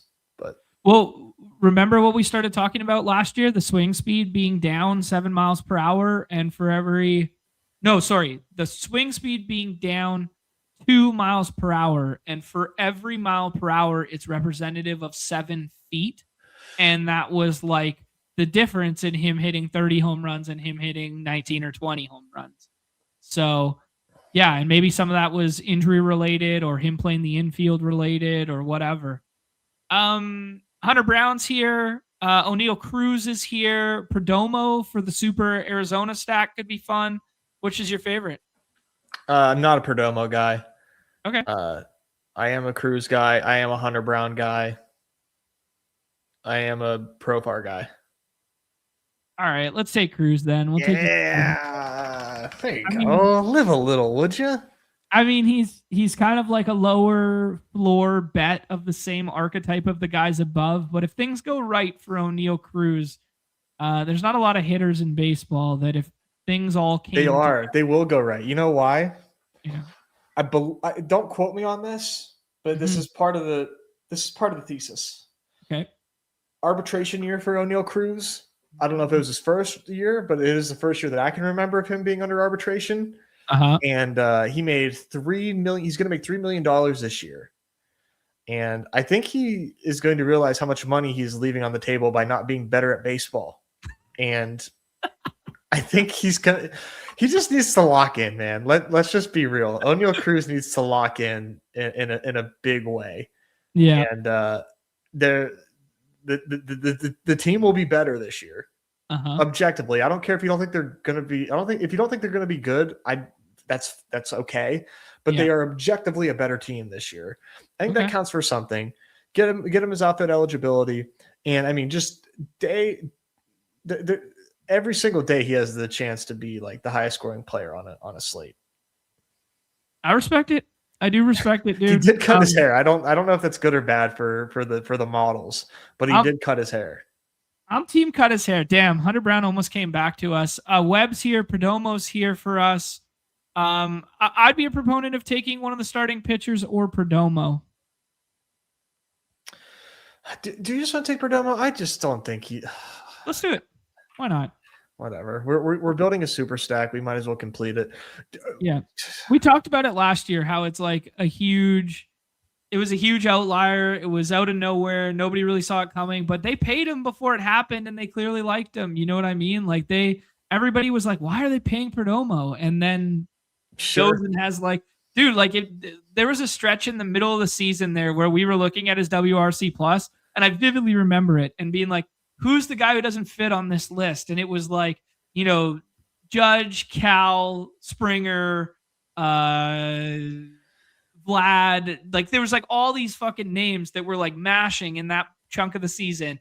And then Perdomo was just like 8 overall in that listing. And it was he ran hotter than hot last year. Not only did he have his best WRC plus year ever, but he also, 100 ribbies, 98 runs, 27 steals, 20 homers. This dude had never hit 20 homers in his entire career until last year. Yeah. And the lollipop stuff won't jump out at you, right? No. It's about getting on base. It's about, it's an accumulator profile. It's not a home run hitting profile. It's not a, right. If he hits 9 home runs this year, nobody should be surprised. Right. Right. Yeah. Yeah. But, on the plus side, he is only 26. So. Right. To answer your question here, Nez, it is his first ever year of eligible arbitration. Okay, so I was right. Yeah. Yeah, he made $3 million. Yeah. That has to be concerning. For himself. He has the profile of the guy that could make 30 a year. And a judge just said you're worth $3 million. This is arbitrator. An arbitrator. This is as fucked up as the Dodgers TV contracts. What the hell? An arbitrator said this is your worth. So you stink, buddy. Yeah. Sale goes there. We got a 3-3 build. I'd start thinking about taking some pitching here, but if you want to do Michael Harris and stack it up with Matt Olson, I would be keen as well. What do you like? I think Michael Harris, dude. Sure. I'm sorry. Yeah, I have to go back to the well on Michael Harris because I was way overweight last year. Mm-hmm. It kind of flipped for me. Oh wow, this lineup is dope. Michael Harris was way better than I remember. And then, as most Michael Harris drafters remember, he was terrible last year until he wasn't. Yeah. And boy, was he not terrible when he wasn't terrible. His stretch of baseball at the end of the season was insane. Yeah. And I cling to that. Let's see if I can just arbitrarily endpoint this. Let's say from July on. Yeah. It doesn't. July on is fine, but maybe August. Yeah. No. What? I feel like he really had a monster stretch last year, and I'm maybe I made that up. No, I think he did. It was a couple weeks there sample. I can't remember. And they moved him up in the lineup significantly because he was buried at the bottom for the longest time. Yeah, everybody thought he was gonna have the breakout when Acuna got hurt that year, and they moved him to the leadoff spot, and then it didn't really happen.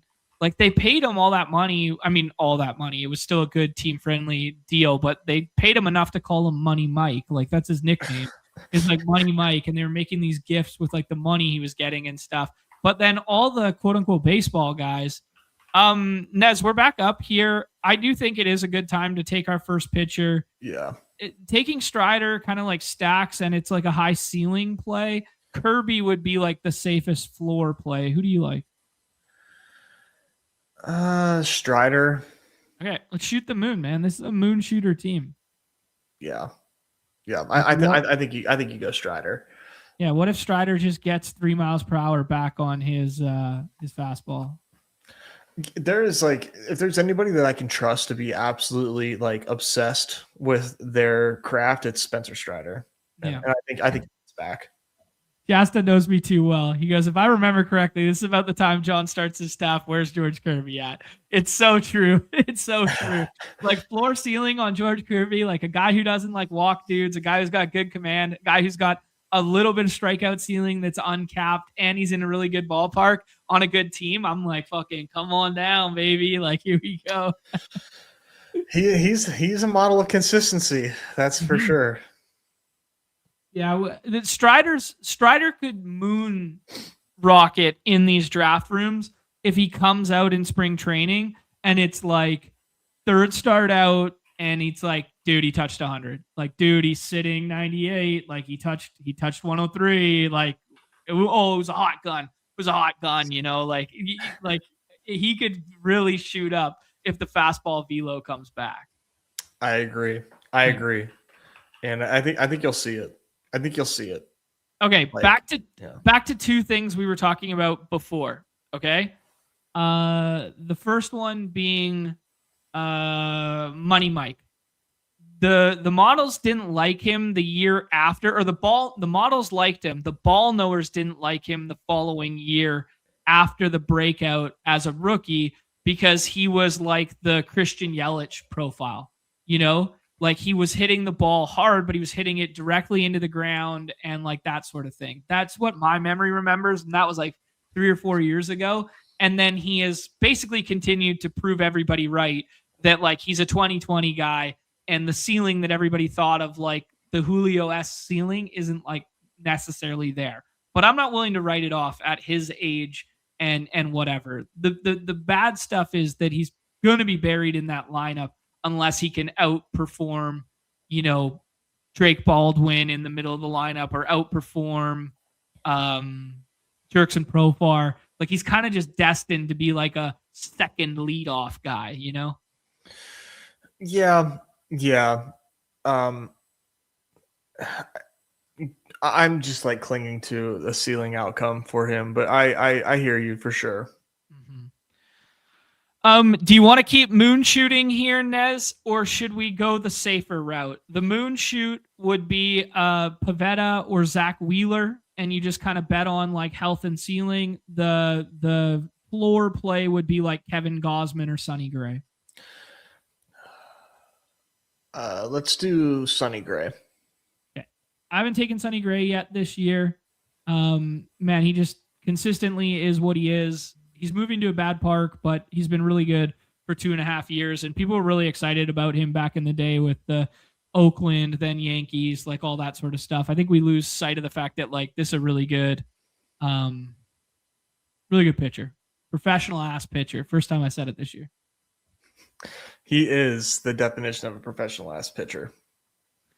Not in a great park, but yeah, exactly. Yeah. Pivetta as a floor play. I don't know. Pivetta has like some spike to him because he randomly pops up for these like 10 to 14K games, you know?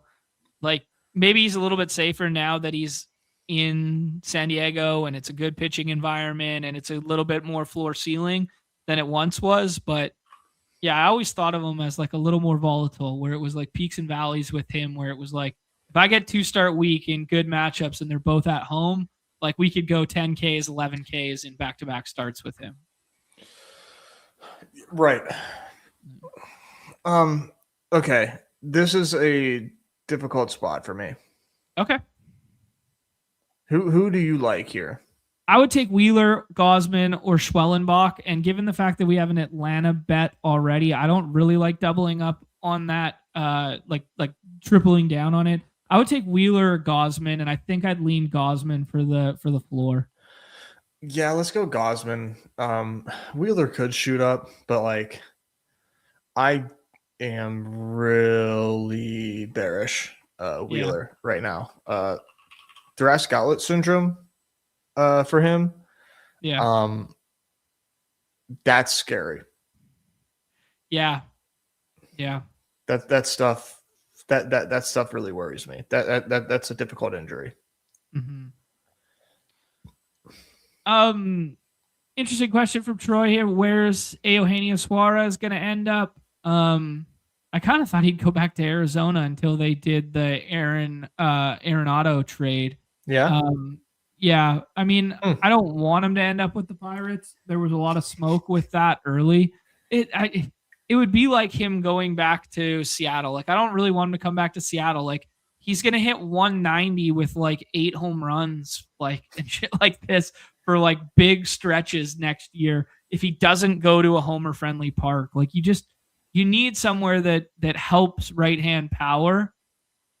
I don't know, man. The Reds going back there would feel fine, but the problem is they have a lot of those dudes. Like they got Sal Stewart, they got Christian Encarnacion Strand, they got Noel V. Marte. They got a lot of those guys. Yeah, I don't know. Where would you like to see him go? I mean, Pirates, where do you think? Yeah. Yeah. He's a pirate. He's a pirate, and he is holding out for hope that some mystery team comes along and swoops him up. I think I wonder how much of a discount he would take to play for Seattle. I think the Pirates would have to give him like $3 million annually over what Seattle would. Yeah. They love him as a vibes guy too. Like he's a drumbeat in the clubhouse. Like he's such a positive dude. And like he can still pick it a bit, man. Like people forget that he's got a fucking hose, and like maybe he doesn't have the range he once had, but like he's got a hose, man. Yeah. Yeah, I want him in Pittsburgh so badly. He's like their missing piece for this offseason.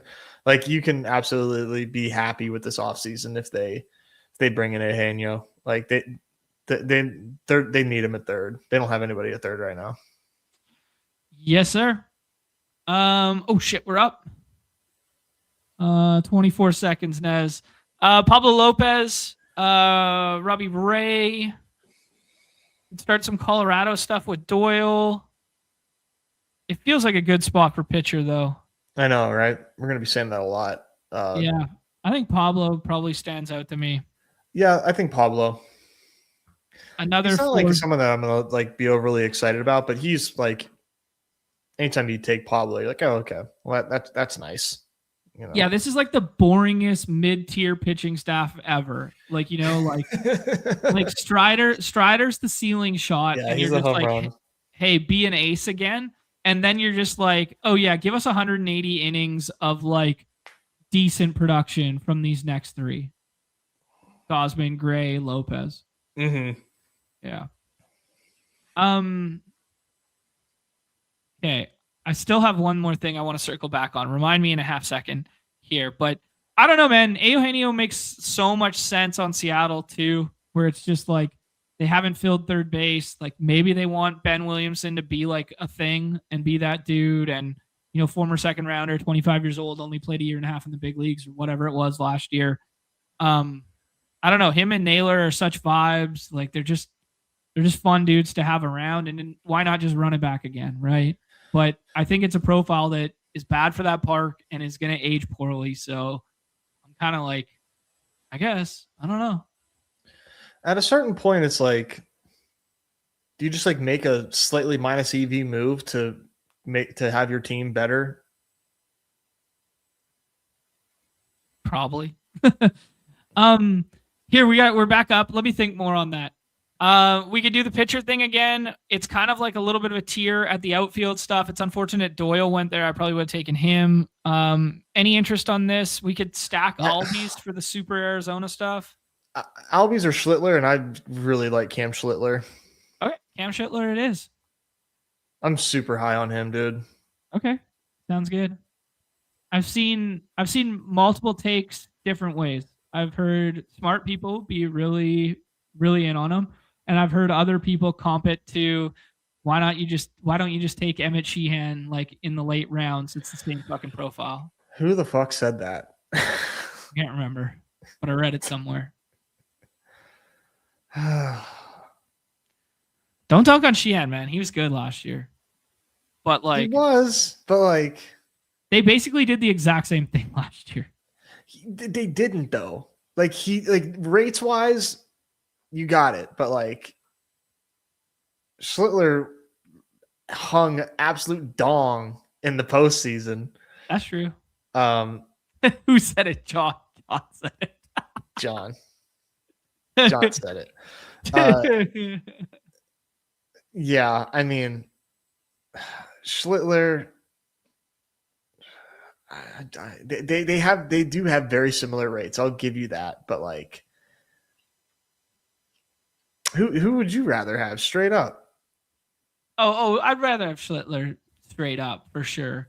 And I also think his rotation spot is way safer on the Yankees than Sheehan's would be on the Dodgers. Like Where the Dodgers go? The Dodgers have a billion effing arms. 200. Yeah, they do. Yeah. Like they could go 6-man rotation. They could cut him from the rotation. They could be like, hey, let's just see if Rookie can be a starter again. Like, you know, like they could do anything they want. They are in fact. Yeah. So it's like, if Sheehan got traded somewhere, that'd be nasty. That would be fun. Who's going to do it? Who has the guts? Yeah. Will Warren is a guy no one's talking about. Same thesis as like the converted guys from years past of like, I'm trying to think of like a good comp for Will Warren. Like really good bullpen arm that converted, like the Clay Holmes of last year kind of thing. But like everybody's ready to quit Clay Holmes, but nobody's ready to, I don't know. Nez, I think I know who you want to pick here, and we can slappy it up if you'd like. We could take Connor Griffin alongside O'Neal Cruz here. If you, I will allow it, but if you'd rather go another direction, I'm happy to. Yeah, I would like Connor Griffin. All right, my first Connor Griffin share, which is crazy to say out loud because apparently he's Bobby Witt plus who? Tatis or something? Was that the quote? Just one comp. Just one comp that was made. Just one comp. All right, we got a 5-4-4 here. Looking a little bit thinner at the outfield, but this is kind of like the outfield dead range. I don't know what you think of the Martian if Jason Dominguez can, play and matter after they re-signed Cody Bellinger. A lot of green and purple on the board here. I haven't taken Marcell Ozuna. He'll probably rise if he comes back somewhere. It's kind of bullish for Profar that they haven't re-signed Ozuna. So there's that. Mm-hmm. Yeah, man, outfield gets gross in a hurry here, and it's just a whole bunch of green and purple. Kind of makes me regret passing on the Doyle window there because I do think Doyle can be like a 1,200 point guy and give us some Colorado backstack stuff. But yeah, are you 7 pitchers on this staff? I think so. Yeah, we just took 5 in the middle ranges there that all seem like we bookended ceiling around like some floor ceiling guys. It feels like 7 for sure. Okay. Yeah. So like 7, 6, 7?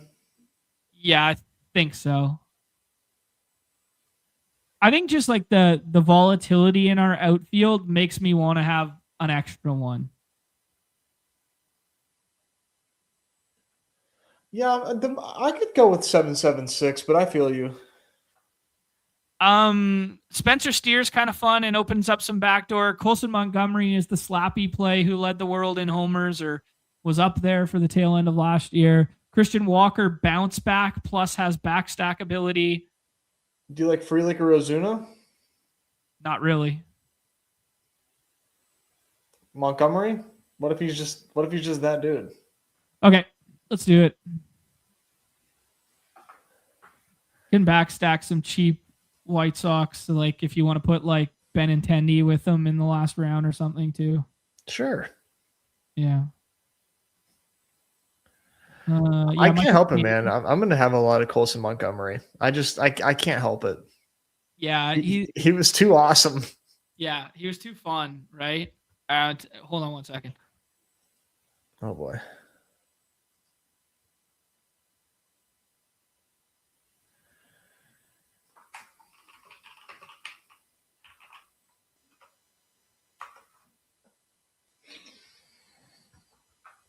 Did you guys appreciate my restraint and not telling John to take Jacob Wilson?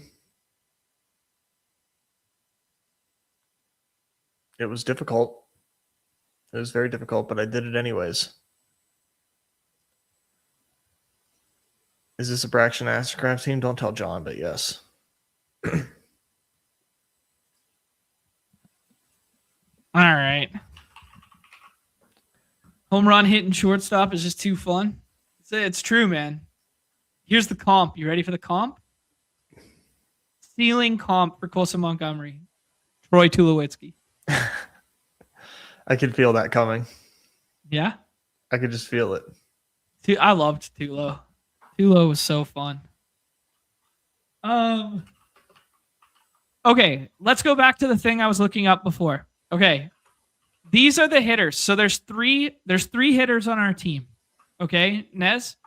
3 hitters on our team right now. We're all in the top 12 in WRC plus last year. Now we don't score fantasy points for WRC Plus directly, but bear with me here, okay?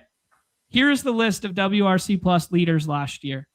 It goes Judge, Ohtani, Springer, Raleigh, Soto, Kyle Schwarber, Ketel Marte, Pete Alonso, Michael Busch, Freddie Freeman, and then it goes Corbin Carroll, Perdomo. And it's us, the 2025 all Dinger team. And I will say the park played bad last year. Oh, we got to make a pick here. Frelick's back if you want it. I just think he's such a boring accumulator, but I'm fine with it if you would like it. Tovar and Beck or Beck. I don't really like Nola. I would hear you out on Shota or Kelly. Who do you like? Grab Shota. All right. Shota feels like just a little bit mispriced. Like maybe the strikeout rate isn't what we thought it was when he came over to initially start, but like he just feels solid and they seem like a good team. He feels like a good, like he feels like Merrill Kelly with a little bit more ceiling, you know? That's a good comp. Yeah, like a little something like that. Anyways, I just wanted to hit on that Marte, Carroll, and Perdomo had higher WRC pluses than Vlad and Byron Buxton and Kyle Tucker, Rafael Devers, etc. And then we poo-poo on Matt Olson being like a quote-unquote down year. And Matt Olson was 15th in WRC plus, the exact same as Byron Buxton and 1 point behind Vlad Guerrero Jr. So if Arizona's ballpark doesn't play as shitty as last year, and I know they've lost protection in that lineup from Suarez and Naylor, obviously, right? But like if their ballpark doesn't play as shitty as last year and Matt Olson, just takes 5 more out of the yard than last year, doesn't even have to get back to those 50. Like the front end of this lineup we created is fucking cooking. That's kind of a fun little bet to make, just like betting on these park factors not being so severe and like the good players that are in there that could actually perform even better. Mm-hmm. Why not? Why not? Yeah.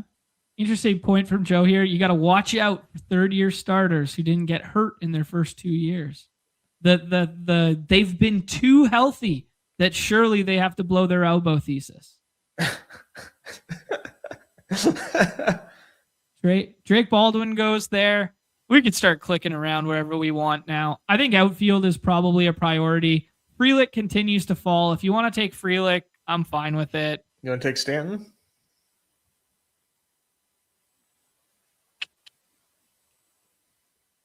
Yeah, I do. Let's just moonshoot it. We're doing 7 outfielder build. We're taking all the variants on in this outfield. Carroll, Wood, O'Neill Cruz, Michael Harris, and Carlos Stanton. Giancarlos. Yeah, if we're doing 7 outfielders, you got to take Giancarlo. Now, Nez, when we set this up, do you think like accumulator stuff at the end, or do you think like let's just keep moon shooting? No, if we're doing 7, we just got to keep moon shooting. I like that take. Okay. We haven't really talked about scrolls yet. We'll do a show where we do a draft and we do scrolls to talk about. But man, like I'm kind of enamored with Willie Castro. I know I fell for the Estrada in Colorado stuff last year, but he was hurt. Like I'm kind of enamored with like these little back stacks of like Beck plus Mickey Moniak, Beck plus Willie Castro, Tovar plus Willie Castro, like little shit like that. But I might just be like Coors pilled. Yeah, I liked Willie Castro as a twin. Yeah. So I don't know. People just don't do well in Coors when they get moved to Coors Field or to the Rockies rather. Willie Castro and Wenzel Perez Spider-Man meme. That's spot on. Can Josh Lowe have a bounce back with the Angels. The Angels got a lot of like stacky outfielders because even though you took They Ward do. out of there, you can do like Soler in the last round. You can do, or no, maybe not the last round, but you can do Josh Lowe. Mike Yastrzemski could hit in the middle of that lineup. I know he's like mid 30s, but like we've got an Atlanta stack going. Oh, I just saw a name that I love. I don't know who it is. Yeah, well, we don't have to take him, but I just saw a name that we love, that I love. Man, Cade Horton almost won the Rookie of the Year last year in the NL, and he's just I forgot free about down Cade here. Horton. You don't know about him? You don't feel about it? Forgot. Oh, you forgot about him. Yeah. I like Bryce Miller still. That 2025 just absolutely just ruined my perception of him. Yeah. All right. I got a cheeky infield stack lined up for us, and then we can shoot the moon on the rest of the guys. All right. Okay. Are you just gonna like blindly trust? What is it? Matt McClain and Sal Stewart. Yeah, let's do it. I like Matt McClain, dude. I think Matt McClain's a bounce back guy this year. So we'll have 7 infielders. Fuck, I forgot about the thesis. Damn it. All right, we'll just take Matt McClain as a one-off. Okay. That's fine. Shit. Forgot about the thesis. My bad. So we're playing. You're playing Matt McClain bounce back big time, huh? Yeah, I want it. I mean, like he still scored 900 fantasy points last year, and the ballpark played poorly, and he had an oblique injury like the entirety of the season. Hopefully he did. Hopefully it lingered. Yeah, I thought he was. He's only 26. It could have well just been an outlier year because he was a very strong hitter every other stop of the way in the minors. Yeah, he's just and obviously missed all 24. Yeah, interesting run out for McClain. He's a good buy low. I'll give you that. Projections don't like him, but I do see the thesis in buying low on McClain. All right, we got it. We got him. It makes sense. Mm-hmm. It does make sense, doesn't it? Okay, we're gonna need 2 more outfielders and 1 more starter. And this is where we got to get Scrollerific out here. I like Lars, but he doesn't stack. I'm okay with making the Jordan Walker bet. Gurriel, too fragile for me. Yastrzemski stacks, but whatever. I love making the Cam Smith bet. That's fine. Yeah, you want to do that? Yeah, let's do Cam Smith. Yeah, let's just shoot the moon, man. Maybe he can hit 30 home runs. Maybe he gets buried at the bottom of that order. Who knows? Played 132 games last year, maybe out of necessity, but yeah, I think he got ABs. Mm-hmm. Only 23 years old. Yeah.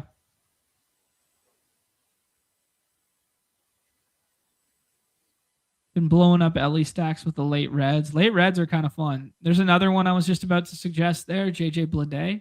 Like just taking JJ Bleday to stack. Our guy. Oh, don't put me in that camp. Your guy. But yes, I like JJ Bleday now at this price point. You were directionally accurate with the ballpark mattering and whatever. You didn't know that he'd get played out of playing time by righties and platoon. So close.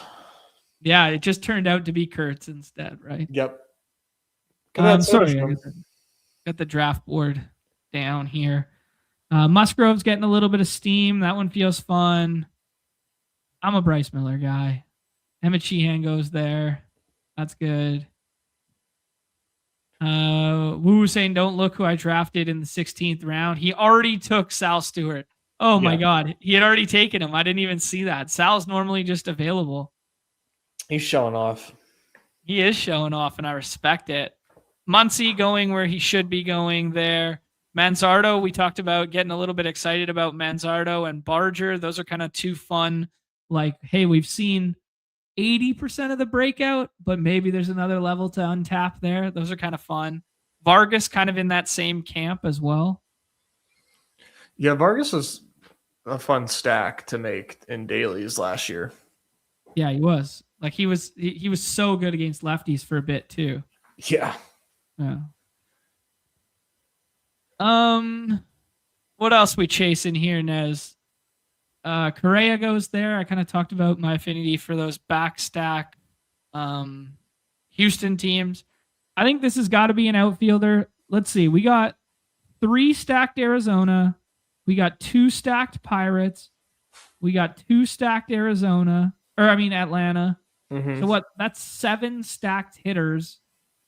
I mean, that's fine by my metrics. Sometimes I like to get to like 8 or 9, but especially if they're mini stacks. What do we got? White Sox here. Benintendi's already gone for some reason, so that's not good. Because I said his name. Gurriel, I don't like taking. He's probably going to play half the year. Walker, Mullins, Yastrzemski stacks. Is Jesus Sanchez there? Jesus Sanchez with Cam Smith. All right. Should we? I'm kind of scared that they're one roster spot, but hey, you know what I mean? Yeah. Like those guys could platoon for each other so easily. Hey, what if we just like absolutely nailed down an awesome spot in the order, huh? We fucking got corner. We got corner outfielder in the 8 hole for Arizona fucking locked up, baby. It's exactly what you need. What if the 8 hole hitter for the Astros and nobody else from that team is what you need?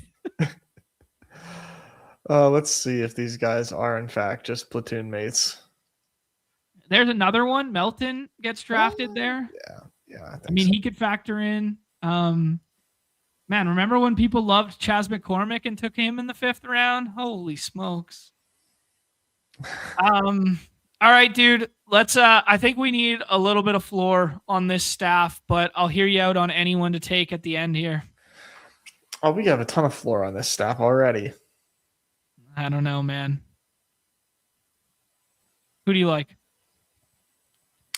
Braxton Ashcraft.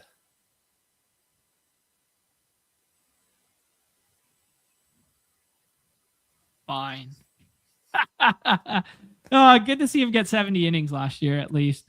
He's like a strikeout per inning. He's a lefty, right?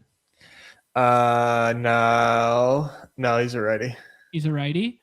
Who do they have that's left-handed in that rotation? Nobody. Nobody. Yeah, it was Skeens, Keller, Bubba, all righties. All right. Ashcraft, he was like a former pretty high draft pick. He came up before Bubba came up, right? Mm-hmm. People are excited about Braxton. Okay. I'm excited about Braxton. I can see.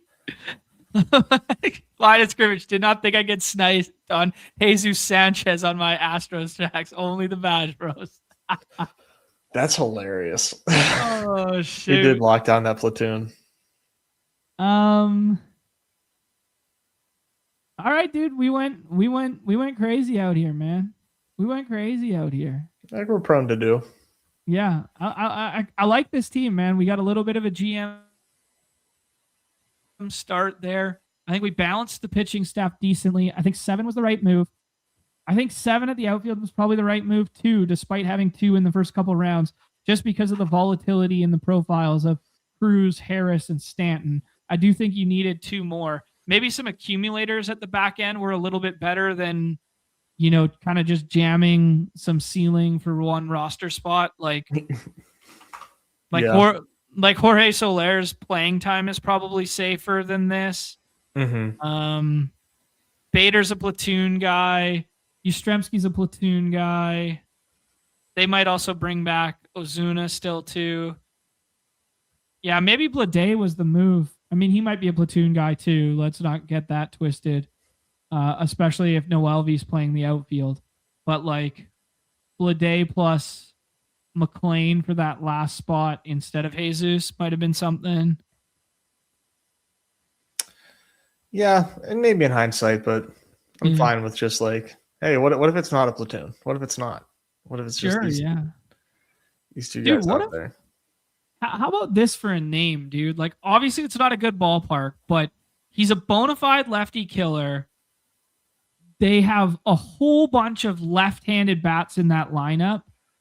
And what if, like, some of these fringe quad A guys ain't it? What about Lane Thompson? Lane Thomas? Oh, sorry, Thomas. My bad. They're going to platoon him, are they not? Yeah. There's so many lefties on that team. Is he? I don't know.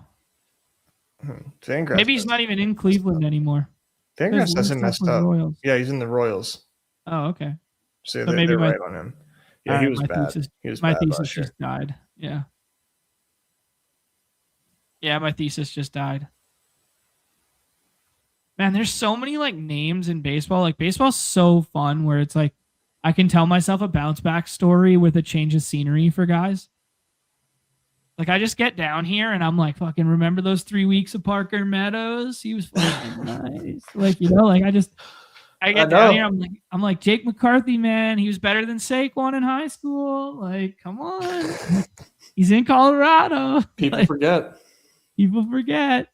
Oh man. Too fun. All right, guys. You know what time it is. We haven't done one. You're right. Oh, here we go. Dan's in. Lane Thomas. There we go. That's all I needed. He's enabling you. What about Ton, too? Lane Thomas bounce back. Meadows post hype sleeper. The guys love it, man. They're seeing eye to eye with me. All right, Nez. We haven't had a good game of sucks or fucks in a while here. You ready? I'm ready. All right. 767 Strider, Greg, Gosman, Pablo, Cam Schlittler. I'm not going to say it wrong this year. Shota and Braxton Ashcraft. Matt Olson, Marte, Perdomo, Connor Griffin, because you have to.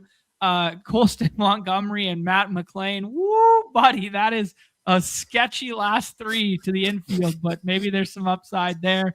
And then Corbin Carroll, James Wood, O'Neill Cruz, Money Mike, Giancarlo Stanton, a.k.a. another Mike Stanton, Cam Smith, and Jesus Sanchez. Nez, does it suck or does it fuck? I think this is the rare sucks.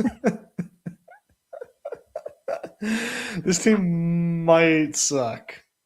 This team is insanely high variant. This is like the full-fledged right tail outcome pendulum. Like there's no in between with this team. Yeah, you run this thing in the Sims and you get, 30% of the time this team finishes 12th. 20% of the time this team wins the dinger. Yeah. This team's insane. Oh man. Yeah, this team's wild. Perdomo's like our safe infielder, and we told ourselves a story about like their WRC plus. Like if Perdomo isn't last year's Perdomo, which is like a very real possibility, and he finds his way back to like hitting ninth with like 9 homers and 7 steals, like we're drawing stone dead. Big bet on our guy Perdomo. Man, this team is so fucking fun, but holy shit, is it crazy? Oh man, that's crazy. All right, guys, appreciate everybody jumping in here and drafting with us. Timmy's in here, Wu Train's in here, Joshua's in here, Line of Scrimmage was in here, Dog Bowl Qualifier, Adam 85 is in here, Dog Bowl Qualifier, Best Ball Viper was in here, the Round Square. I always screw up how to say this name. It's Eric. It's just Eric? Yeah, it's Eric backwards. Oh. That was so dumb because I actually know that it's Eric too. I just didn't know how to say that it's Sire. Name. Yeah. Yeah. Oh man. Dude, fun draft, friends and family draft there. I think we might have punted off, but damn, we had fun while we were doing it. All right, That's all that Nezzy. counts. That's all that counts, baby. That's what it's all about. We got almost 300 of us still hanging out. If you're on the X machine, hop over to the YouTube machine, please. Give us a like, follow, all that good stuff. Click the notification bell. We'll be back tomorrow, 2 p.m. Eastern, for a Dog Bowl slate breakdown with the great Pete Overzed. I saw Pete near the top of the leaderboard last night, too, man. Yeah, I saw you guys both up there for a minute when I tapped in. It's happening tomorrow. It's happening tomorrow. I'll be there. I'll be trying. All right, guys. Best of luck tonight if you're playing in the hoops or the puck streets. If not, I'll see you in a couple more Dinger drafts, Dinger slows, all that good stuff. Next time we'll do a little bit more of a roster preview. We did, first and second and third and a bit round today. We'll do a little bit more of a position by position next time we do Dinger stuff there. All right. Everybody's favorite time of the show. The end. Peace.